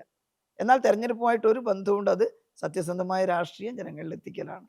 ഈ ഭരണ തുടർച്ച എന്ന് പറയുമ്പോൾ ഈ 3.0 എന്ന് പറയുന്ന സമയത്തും എനിക്ക് തോന്നുന്നത് പിണറായിയുടെ ഒരു മൂന്നാം ഊഴം എന്നുള്ള നിലയ്ക്കുള്ളൊരു ആശങ്കയായിരിക്കാം സാംസ്കാരിക നായകരിൽ നിന്നുണ്ടാകുന്നത്. അതായത് പാർട്ടി ഒരാളിൽ കേന്ദ്രീകരിക്കുന്നു, മുന്നനുഭവങ്ങളില്ലാത്ത വിധം ഭരണം ഒരാൾ കേന്ദ്രീകരിക്കുന്നു. അപ്പോൾ ഒരു ഏകാധിപത്യ പ്രവണത അത് ഈ പറയുന്ന ഇതിൻ്റെ ഒരു ആദർശാത്മക സംവിധാനത്തെ തകർക്കും, അല്ലെങ്കിൽ ഒരു ടീം എഫേർട്ട് എന്നുള്ള സംവിധാനത്തെ തകർക്കും എന്നുള്ള നിലയ്ക്കായിരിക്കും അത് പറയുന്നത്. ഒരു പിണറായിയുടെ മൂന്നാം ഊഴം അതൊരു ഏകാധിപത്യ പ്രവണതയുടെ തുടർച്ചയാവും എന്നുള്ള നിലയ്ക്ക് കൂടിയാണല്ലോ ഈ സാംസ്കാരിക പ്രവർത്തകർ അവരുടെ അഭിപ്രായം പങ്കുവയ്ക്കുന്നത്. ഞങ്ങൾ രണ്ടാം പിണറായി സർക്കാർ എന്ന് പറഞ്ഞിട്ടുണ്ട്. ഇടതുപക്ഷം മൂന്നാമതും വരുന്നതാണ് പറയുന്നത്. എന്നാൽ പിണറായിയാണ് നയിക്കുന്നത് ഇപ്പോൾ ഈ തെരഞ്ഞെടുപ്പിനെ. അതിന് കാരണം 2 ടേമിലും ഏറ്റവും നന്നായി നയിച്ചിട്ടുള്ള, ഗവൺമെൻറ്റിനെ നയിച്ചിട്ടുള്ള മുഖ്യമന്ത്രിയാണ് അദ്ദേഹം. പാർട്ടിയുടെ പോളിറ്റ് ബ്യൂറോ ആണ്. എന്നാൽ പാർട്ടി സെക്രട്ടറി ഇപ്പോൾ പിണറായി അല്ല. പാർട്ടിയുടെ അഖിലേന്ത്യാ സെക്രട്ടറി MA ബേബിയാണ്. പാർട്ടിയുടെ സംസ്ഥാന സെക്രട്ടറി MV ഗോവിന്ദൻ മാസ്റ്ററാണ്. അതുകൊണ്ട് പാർട്ടിയും ഒന്ന്, ഭരണവും ഒന്ന്. അതേസമയത്ത് പാർട്ടി PB മെമ്പറാണ് പിണറായി. പിണറായിയുടെ നിർദ്ദേശങ്ങൾ ഈ പാർട്ടിക്കകത്ത് വിലപ്പെട്ടതാണ്. അദ്ദേഹം മുഖ്യമന്ത്രി ആയിട്ടും പാർട്ടി ഉപേക്ഷിക്കാതെ എല്ലാ കമ്മിറ്റികളും പങ്കെടുക്കും. അത് അദ്ദേഹത്തിൻ്റെ ഒരു ശീലമാണ്. കറക്റ്റായിട്ട് ഞങ്ങളെല്ലാം ചിലപ്പോൾ ലീവ് എടുത്ത് ഏതെങ്കിലും ഒന്നിന് പോകണമെന്ന് വിചാരിച്ചാലും മുഖ്യമന്ത്രി അവിടെ തന്നെ ഇരിക്കുന്നത് കൊണ്ട് ഞങ്ങൾക്കും പോകാൻ പറ്റില്ല, അവിടെ പങ്കെടുക്കണം. അത് പാർട്ടിയുടെ ഉത്തരവാദിത്തമാണ്. ആ ഉത്തരവാദിത്തം നിർവഹിക്കുന്ന ഒരു ലീഡറാണ് പിണറായി. അതുകൊണ്ട് ഇനി എങ്ങാൻ പിണറായിയുടെ നേതൃത്വത്തിൽ ഒരു ഗവൺമെൻറ് വന്നാൽ അത് അപകടമാണോ? എന്തിനാണ് അങ്ങനെ ബേജാറാവുന്നത്? മീഡിയ ഒരു ഒരു സമിതി നിർമ്മിക്കുന്നുണ്ട്. എല്ലാ ആളുകളെക്കുറിച്ചും ഒരു ചിത്രം ഉൽപ്പാദിപ്പിക്കാൻ ശ്രമിക്കുന്നുണ്ട്. അതായിരിക്കുമോ ഒരുപക്ഷേ ഇങ്ങനെയൊരു ചിന്തയുണ്ടാക്കാൻ ആരുടെങ്കിലും ചിന്തിക്കുന്നുണ്ടെങ്കിൽ പ്രേരിപ്പിക്കപ്പെട്ടതെന്ന് എനിക്കറിയില്ല. എന്തായാലും ഞങ്ങളെ സംബന്ധിച്ചിടത്തോളം പിണറായി പാർട്ടിയുടെ ശക്തനായ ലീഡറാണ്. വളരെ നന്നായിട്ട് ഈ ഗവൺമെന്റിനെ, അതാണ് വിഴിഞ്ഞം പോർട്ടടക്കം നമ്മുടെ കിഫ്ബി എന്തൊരു ഐഡിയ ആണത്. 10,90,000 കോടി ഇൻവെസ്റ്റ് ചെയ്തത് കൊണ്ടാണ് കോവിഡ് കഴിഞ്ഞിട്ടും തലകുത്തി വീണു പോകാണ്ടിരുന്നത്. ക്യാപിറ്റൽ എക്സ്പെൻഡിച്ചർ അതില്ലായിരുന്നെങ്കിൽ കേരളം എന്തായി പോകുമായിരുന്നു. അപ്പോൾ നല്ല റോഡുകൾ, അതിവേഗ റെയിൽപാതകൾ, ഇതൊക്കെ അദ്ദേഹത്തിൻ്റെ കൂടി ഒരു ധാരണയല്ലേ.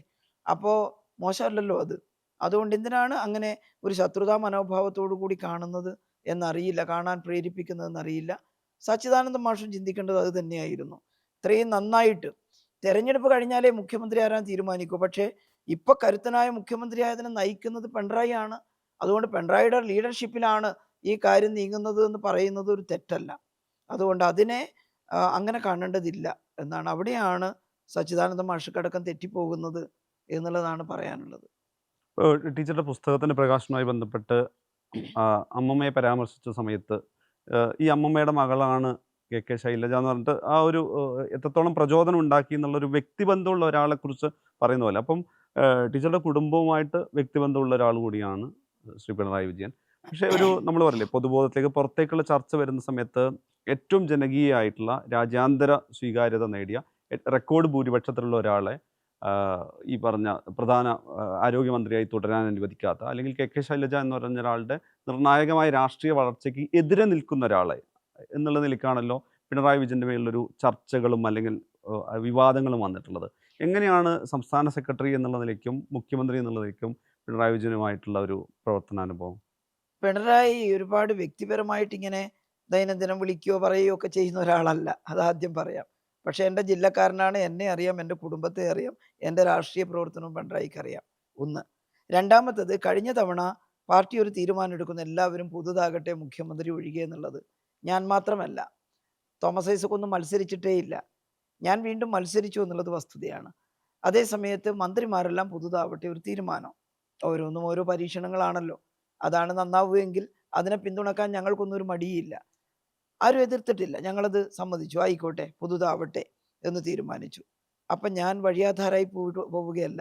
മന്ത്രി ആയാലേ നിൽക്കാം. ഞാൻ ആദ്യമായിട്ടല്ലേ മന്ത്രിയായത്, പാർട്ടി പ്രവർത്തകയല്ലേ അതുവരെ.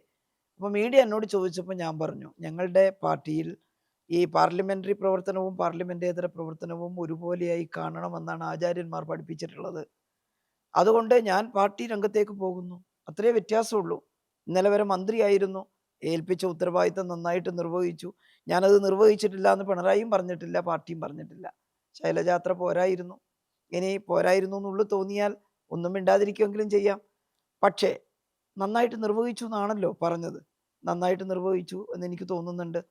100% പെർഫെക്റ്റ് ഒന്നും ആവില്ലല്ലോ ആരും. പക്ഷേ പാർട്ടി ഏൽപ്പിച്ച ഉത്തരവാദിത്തം കുറഞ്ഞു പോകരുതേ എന്ന് കരുതി വലിയ പരിശ്രമം നടത്തിയിട്ട് ഓരോന്നും കൃത്യമായി ചെയ്യാൻ ഞാനൊരു കുട്ടിയുടെ മനസ്സോടെ നന്നാക്കണം, ഫസ്റ്റ് ആവണം എന്നുള്ള അങ്ങനെ ഒരു തിരക്കുണ്ടായിരുന്നു. ഈ ഡിപ്പാർട്ട്മെന്റ് ആരുടെയും പുറകിലായി പോകരുത്. അതിന് ചിലപ്പോൾ ഉദ്യോഗസ്ഥന്മാരെല്ലാം വല്ലാണ്ട് ശാസിച്ചിട്ട് പോലും ഉണ്ട്. LDF നയിക്കുന്ന ജാഥയുടെ ഭാഗമായിട്ടും നമുക്കറിയാം, ഉറപ്പായും ഒരു സുസംഘടിതമായ തെരഞ്ഞെടുപ്പ് പ്രവർത്തനത്തിന് മുന്നോടിയായിട്ടാണ് ഈ ജാഥ. അപ്പോൾ ഒരു എന്താ പറയുക, ഒരു നർമ്മോക്തി കലർത്തിയ രീതിയിലെങ്കിലും പുറത്തുള്ളൊരു ചർച്ച, ഈ ജാഥ തീരുമ്പോഴേക്ക് ജോസ് കെ മാണി UDFന്റെ ക്യാമ്പിലെത്തുന്നതാണ്. ഇവിടുത്തെ ജാഥ ക്യാപ്റ്റൻ കൂടിയാണ് ജോസ് കെ മാണി. നല്ല തമാശയാണ്. ജാഥ തുടങ്ങുന്നതിന് മുമ്പ് ഞങ്ങൾ കുറച്ച് നാളായി ഈ 3 ജാഥ ആവുന്നതാണ് നല്ലത്. ഒന്ന് കുറേ ദിവസം എടുക്കും ഒരാളൊറ്റക്കൊരു ജാഥ നയിച്ചാൽ. അപ്പോൾ പിന്നെ സ്വാഭാവികമായിട്ടും ഘടകകക്ഷികളിൽ പ്രധാനപ്പെട്ട 3 പേര്, എല്ലാം പ്രധാനപ്പെട്ടതാണ്, എന്നാലും 3 പേര് 3 ജാഥയാക്കാം. ഏകകണ്ഠമായിട്ട് അത് തീരുമാനിച്ചു. അന്ന് തന്നെ ജോസ് കെ മാണിയെ ജാഥ ലീഡറാക്കണം എന്ന് തീരുമാനിച്ചിരുന്നു. ജോസ് കെ മാണി ഇത് അംഗീകരിക്കുകയും ചെയ്തിരുന്നു. അങ്ങനെ ഞങ്ങൾ തീരുമാനിക്കുന്നതിൻ്റെ ഇടയിലാണ് ജോസ് കെ മാണി മുന്നണി വിട്ടു പോകുന്നു എന്ന വലിയ വാർത്തയുണ്ടായത്. ജോസ് കെ മാണി അത് നിഷേധിച്ചു. ഞാൻ എങ്ങോട്ടും പോകുന്നില്ല, ഞാൻ ഇടതുപക്ഷത്തിൽ തന്നെയാണ് എന്ന് അദ്ദേഹം പറഞ്ഞു. അദ്ദേഹത്തിൻ്റെ കൂടെയുള്ളവരും എല്ലാവരും പറഞ്ഞു. അപ്പം പിന്നെ വേറൊരു പ്രചരണം വന്നു. ജോസ് കെ മാണിയുടെ കൂട്ടത്തിലുള്ള ചിലർ നിർബന്ധമായി നിൽക്കണമെന്ന് പറഞ്ഞു.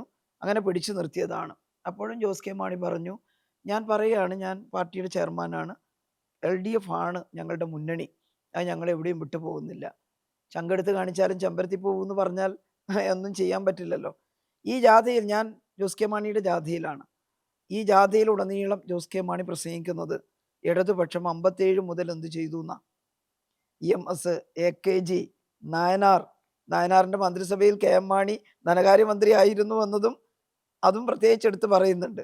അപ്പോൾ ഭാഗ്യവശാൽ അങ്ങനെ സംഭവിച്ചു. കർഷക തൊഴിലാളി പെൻഷനൊക്കെ തീരുമാനിക്കുന്ന സമയത്ത് അദ്ദേഹം ഉണ്ടായിരുന്നു. അപ്പോൾ അതെല്ലാം പറഞ്ഞ് പ്രവർത്തിച്ച് ഇതിൻ്റെ കൂടെ നിൽക്കുന്ന ഒരാൾ ഈ മുന്നണി വിട്ട് പോകുമെന്ന് പറയുന്നത് എന്തൊരു അസംബന്ധമാണ്. നാളെ എങ്ങാനും അങ്ങനെ സംഭവിച്ചാൽ അല്ലേ, നമുക്കൊന്നും പറയാൻ പറ്റില്ല. പക്ഷേ ഉറപ്പായിട്ടും പോവില്ല എന്ന് ജോസ് കെ മാണി ഓരോ തവണ മീഡിയക്കാർ ചോദിക്കുമ്പോഴും പറയുന്നു. പോവില്ല എന്ന് തന്നെയാണ് ഞങ്ങളും കരുതുന്നത്.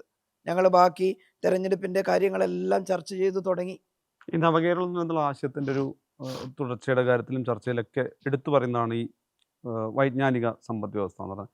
ഈ നോളജ് എക്കണോമിയുടെ കാര്യത്തിൽ, റിവേഴ്സ് മൈഗ്രേഷൻ്റെ കാര്യത്തിലും നമ്മൾ ഈ പറയുമ്പോഴും വയോജനങ്ങളൊക്കെ ഇവിടെയാവുകയും വിദ്യാർത്ഥികൾ പഠനാവശ്യത്തിനും ജോലി ആവശ്യത്തിനും പുറത്തേക്ക് ഒഴുകുന്നത് അതിൻ്റെ ഒരു തുടർച്ച തന്നെയാണല്ലോ ഉണ്ടാകുന്നത് ഓരോ വർഷവും. അതിന് ഏതെങ്കിലും തരത്തിലുള്ളൊരു പരിഹാരം ഉണ്ടാക്കാനാവുന്നുണ്ടോ 10 വർഷം ഭരിച്ച സർക്കാരിന് എന്നുള്ളൊരു ചോദ്യമായി നിൽക്കുന്നുണ്ട്. യെസ്, നമ്മളൊരു ശ്രമം നടത്തി.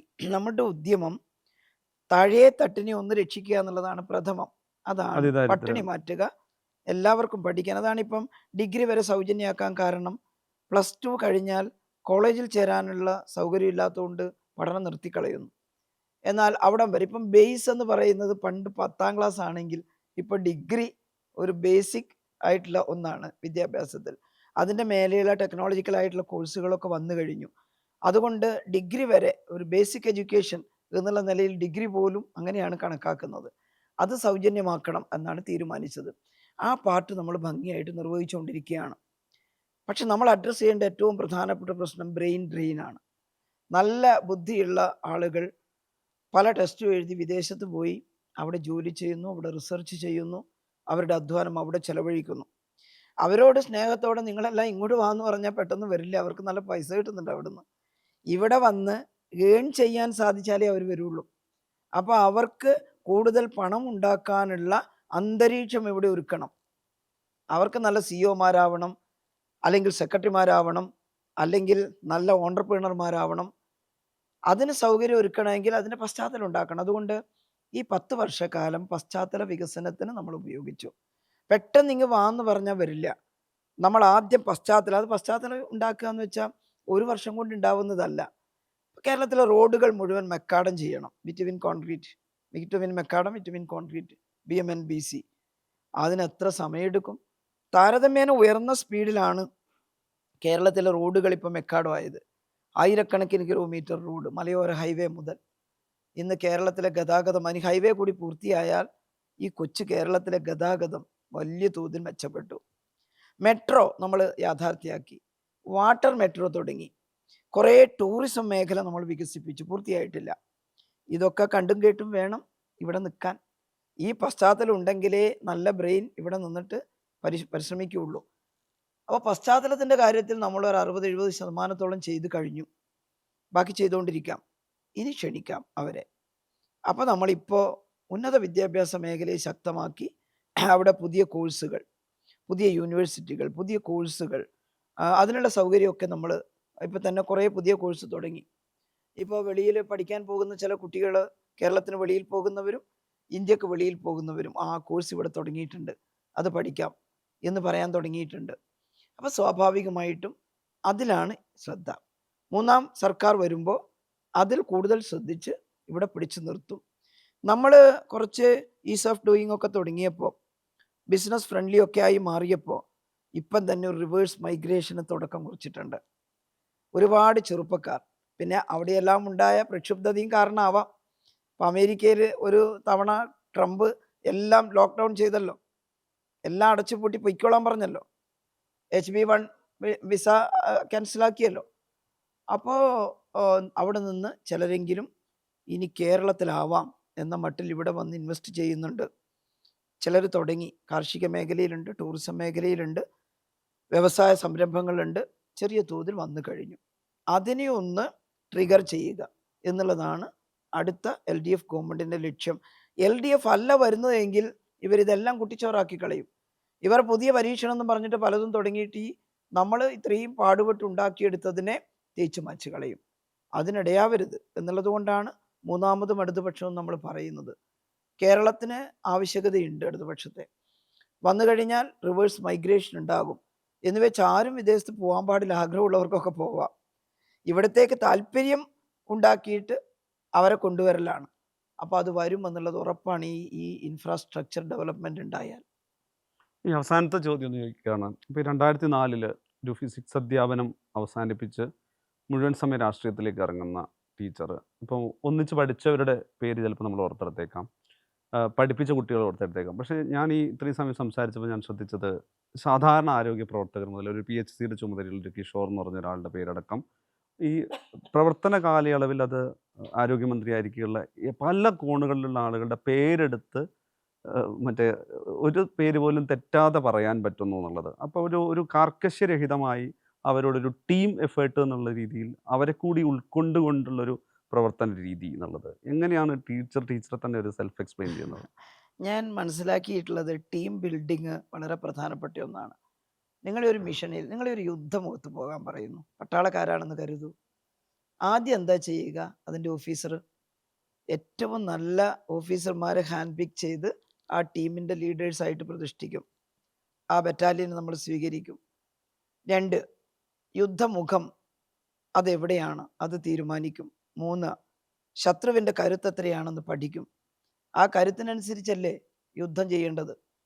അപ്പോൾ ഇതുണ്ടായാൽ നമ്മൾ സന്നാഹം ഉണ്ടായി എന്ന് പറയാം.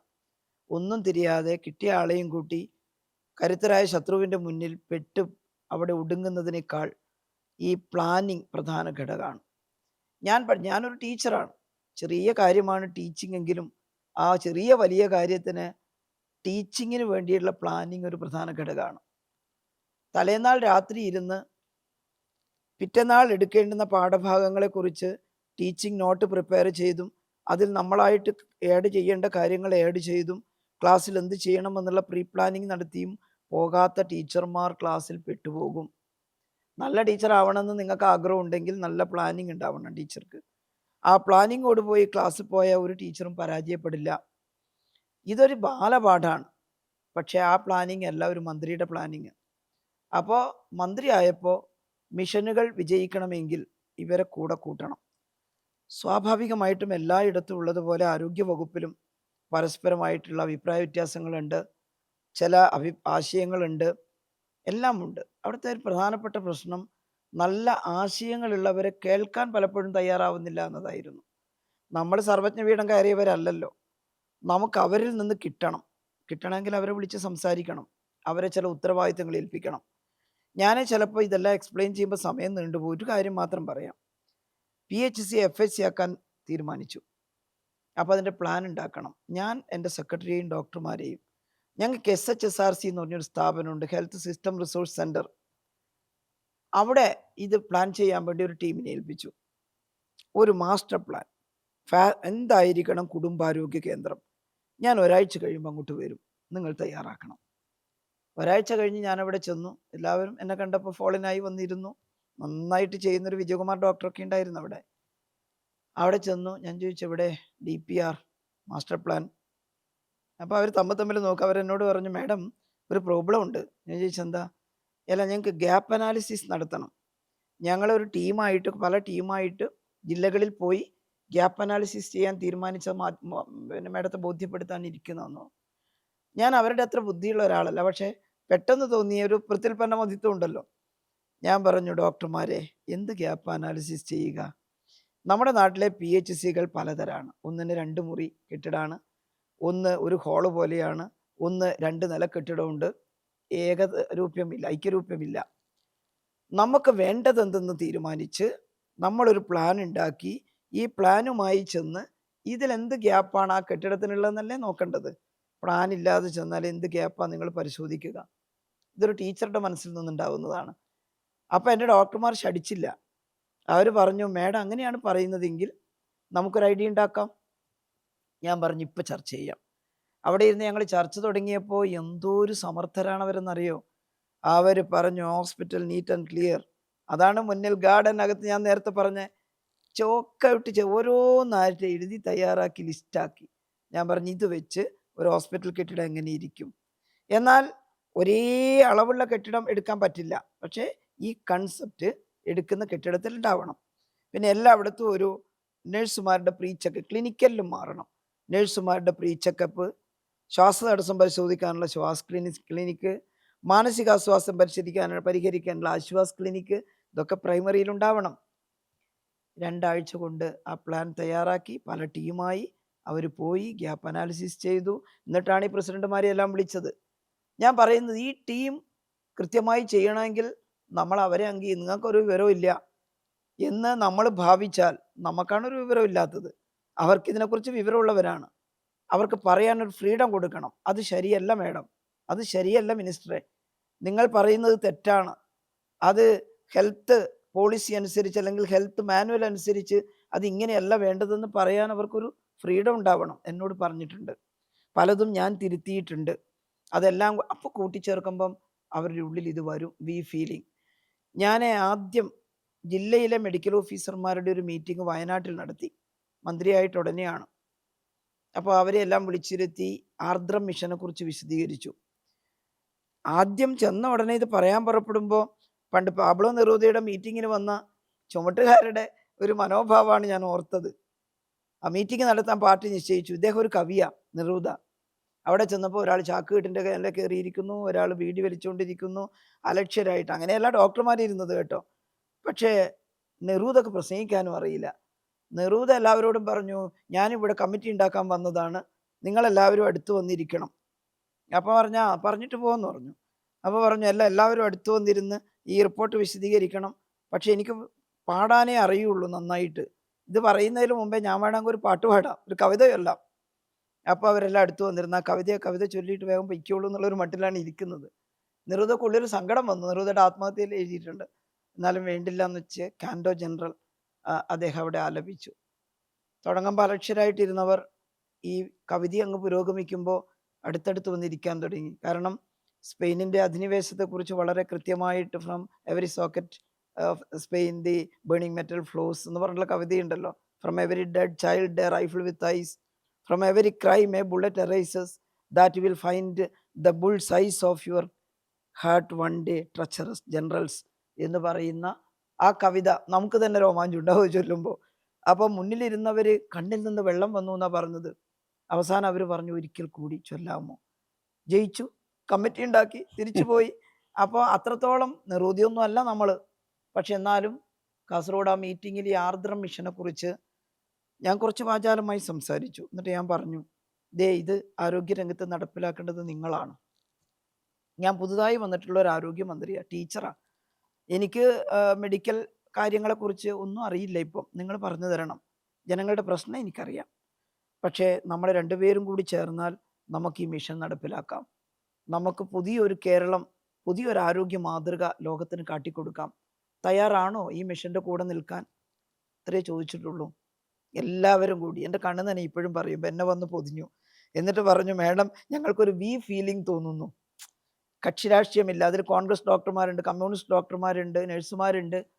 അവർ പറഞ്ഞു, മാഡം ഞാൻ നിങ്ങളേതാ പാർട്ടി എന്ന് ഒരിടത്തും ചോദിക്കാറില്ല. നമ്മുടെ ഡോക്ടർ ഏതാ? എല്ലാം നമ്മുടെ ഡോക്ടറാണ്. അപ്പുറത്തെ സംഘടനയുടെ ആളായാലും അതും എൻ്റെ ഡോക്ടറാണെന്നാണ് എനിക്ക് തോന്നാറ്, നേഴ്സാണെന്ന്. അപ്പോൾ എൻ്റെ രാഷ്ട്രീയ അഭിപ്രായമൊക്കെ ഇംപ്ലിമെൻറ്റ് ചെയ്യാൻ ഞാൻ ശ്രമിക്കും. പക്ഷേ ഒരു മിഷൻ ഇംപ്ലിമെൻറ്റ് ചെയ്യാൻ കമ്മ്യൂണിസ്റ്റും കോൺഗ്രസും ഒന്നും വ്യത്യാസമില്ല. പക്ഷേ എൻ്റെ ഡോക്ടർമാരും നേഴ്സുമാരും ആശാവർക്കർമാർ വരെ അവരൊരു ടീമായി. അവരിൽ ഇത് ഇംപ്ലിമെൻ്റ് ചെയ്യരുതെന്നൊക്കെ ചിലപ്പോൾ ചിലർ ആഗ്രഹിച്ചു പോയിട്ടുണ്ടാവാം. പക്ഷെ അവരും ഒരു വർക്ക് സ്റ്റാർട്ട് ചെയ്തപ്പോൾ ഈ മിഷൻ്റെ ഭാഗമായി. അതിൻ്റെ വിജയമാണ് കേരളത്തിലെ മിഷൻ്റെ വിജയം. അപ്പം ഞാൻ കരുതുന്നു, നമ്മൾ പാർഷ്യാലിറ്റി ഇല്ലാതെ ടീം ബിൽഡിംഗ് നടത്തിയാൽ കഴിവുള്ളവരെ, ചിലർക്ക് കൂടുതൽ കഴിവുണ്ട് ഒരു പ്രോജക്റ്റ് ഡ്രാഫ്റ്റ് ചെയ്യാൻ, അവരെ എടുക്കണം. ക്ലിനിക്കൽ എസ്റ്റാബ്ലിഷ്മെൻറ്റ് ഡ്രാഫ്റ്റ് ചെയ്യാൻ ഞങ്ങൾ സുനിലിനെയും കമലയെയും ഒക്കെ നിശ്ചയിച്ചു. അവർ ഡ്രാഫ്റ്റ് ചെയ്യും. അവർക്കൊരു ജോലി കൊടുത്താൽ, ഇത് അധിക ജോലിയാണ്, എനിക്കിതിന് ശമ്പളം പോരാന്നൊന്നും എന്നോട് പറഞ്ഞിട്ടില്ല അവർ. അപ്പോൾ അതാണ്. അങ്ങനെ ആരോഗ്യ വകുപ്പിനെ ഈ ടീമിൻ്റെ കൂടെ അണിനിരത്താൻ കഴിഞ്ഞു എന്നുള്ളത് ഞാൻ ഇപ്പോഴും ചാരിതാർത്ഥ്യത്തോടെ ഓർക്കുന്നു. അവരാണ്, ഞാൻ പറയാറുണ്ട് ഓരോ അവാർഡ് കിട്ടുമ്പോഴും, യഥാർത്ഥ ഹീറോസ് ബിഹൈൻഡ് ദ കർട്ടനാണ്. ഞാൻ എൻ്റെ സെക്രട്ടറിമാരെ അഭിനന്ദിക്കാറുണ്ട് പരസ്യമായിട്ട്. ഒരു തവണ രാജീവ് സദാനന്ദൻ്റെ നല്ല ഐഡിയ ആണ് ഇതിൻ്റെ പുറകിലെന്ന് പത്രക്കാരോട് പറഞ്ഞപ്പോൾ പത്രസമ്മേളനം കഴിഞ്ഞിട്ട് അദ്ദേഹം എന്നോട് പറഞ്ഞു, മിനിസ്റ്ററെ ഞങ്ങളെ പ്രശംസിക്കരുത്, ഞങ്ങൾ ഫേസ്ലെസ് ആണ്, ഇതെല്ലാം മന്ത്രിയുടേതാണ്. ഞാൻ പറഞ്ഞു, എനിക്ക് ചില കഴിവുകളുണ്ടെന്ന് എനിക്ക് തോന്നുന്നുണ്ട്, പക്ഷേ ആ കഴിവുകൊണ്ടൊന്നും ഇതുണ്ടാവില്ല, നിങ്ങളുടെ സംഭാവനയാണ് ഈ നടത്തിപ്പ്. അപ്പോൾ എൻ്റെ എന്തെങ്കിലും ഒരു ഇടപെടൽ നിങ്ങളതാണെന്ന് പറയാൻ ഞാൻ സമ്മതിക്കില്ല. അത് എത്രത്തോളം എൻ്റെതാണോ അത്രത്തോളം ഈ ഐഡിയ നിങ്ങളുടേതാണ്. അതുകൊണ്ട് അത് പരസ്യമായിട്ട് പറഞ്ഞാൽ എൻ്റെ സ്വാതന്ത്ര്യത്തെ കുറഞ്ഞു പോകുന്നുള്ള ഭയമൊന്നും എനിക്കില്ല. അതുകൊണ്ട് നിങ്ങളെ രഹസ്യമായിട്ട് ഞാൻ ശാസിക്കാറില്ലേ, പരസ്യമായിട്ട് അഭിനന്ദിക്കണം എന്നാണ് ഞാൻ പഠിച്ചിട്ടുള്ളത്. അതുകൊണ്ട് ഞാൻ അഭിനന്ദിക്കും എന്ന് പറഞ്ഞ് അഭിനന്ദിക്കാറുണ്ട്. അന്തരിച്ചു പോയ ബാബു പോൾ IAS അദ്ദേഹം മാതൃഭൂമിയിൽ ഒരു ലേഖനം എഴുതിയിരുന്നു, ശൈലജ രാജീവ് ടീം എന്നും പറഞ്ഞിട്ടാണ്. രാജീവ് നല്ല സമർത്ഥനായ ഓഫീസറാണ്. അദ്ദേഹം വളരെ വ്യക്തമായിട്ട് പറഞ്ഞു, രാജീവിൻ്റെ ഹെൽത്തിലുള്ള അറിവും ഈ കഴിവും ശൈലജ ടീച്ചറുടെ പൊളിറ്റിക്കൽ വിൽ പവറും രണ്ടും കൂടി ചേർന്നപ്പോൾ കേരളത്തിൻ്റെ ഹെൽത്ത് സിസ്റ്റത്തിന് വമ്പിച്ച മാറ്റം ഉണ്ടായിന്ന. അതിൽ നമ്മൾ സന്തോഷിക്കുകയല്ലേ വേണ്ടത്. അല്ല ഇത് മുഴുവൻ ആരോഗ്യമന്ത്രിയായിട്ടുള്ള എൻ്റെതല്ലല്ലോ. അപ്പോൾ എനിക്ക് ഒരിക്കലും അങ്ങനെ ഒരു അപകർഷതാബോധമോ കോംപ്ലക്സോ ഒന്നും തോന്നിയിട്ടില്ല.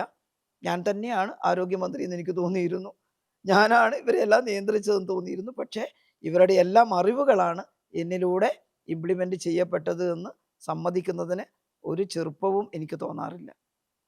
Thank you teacher. Thank you. Namaste. Thank you.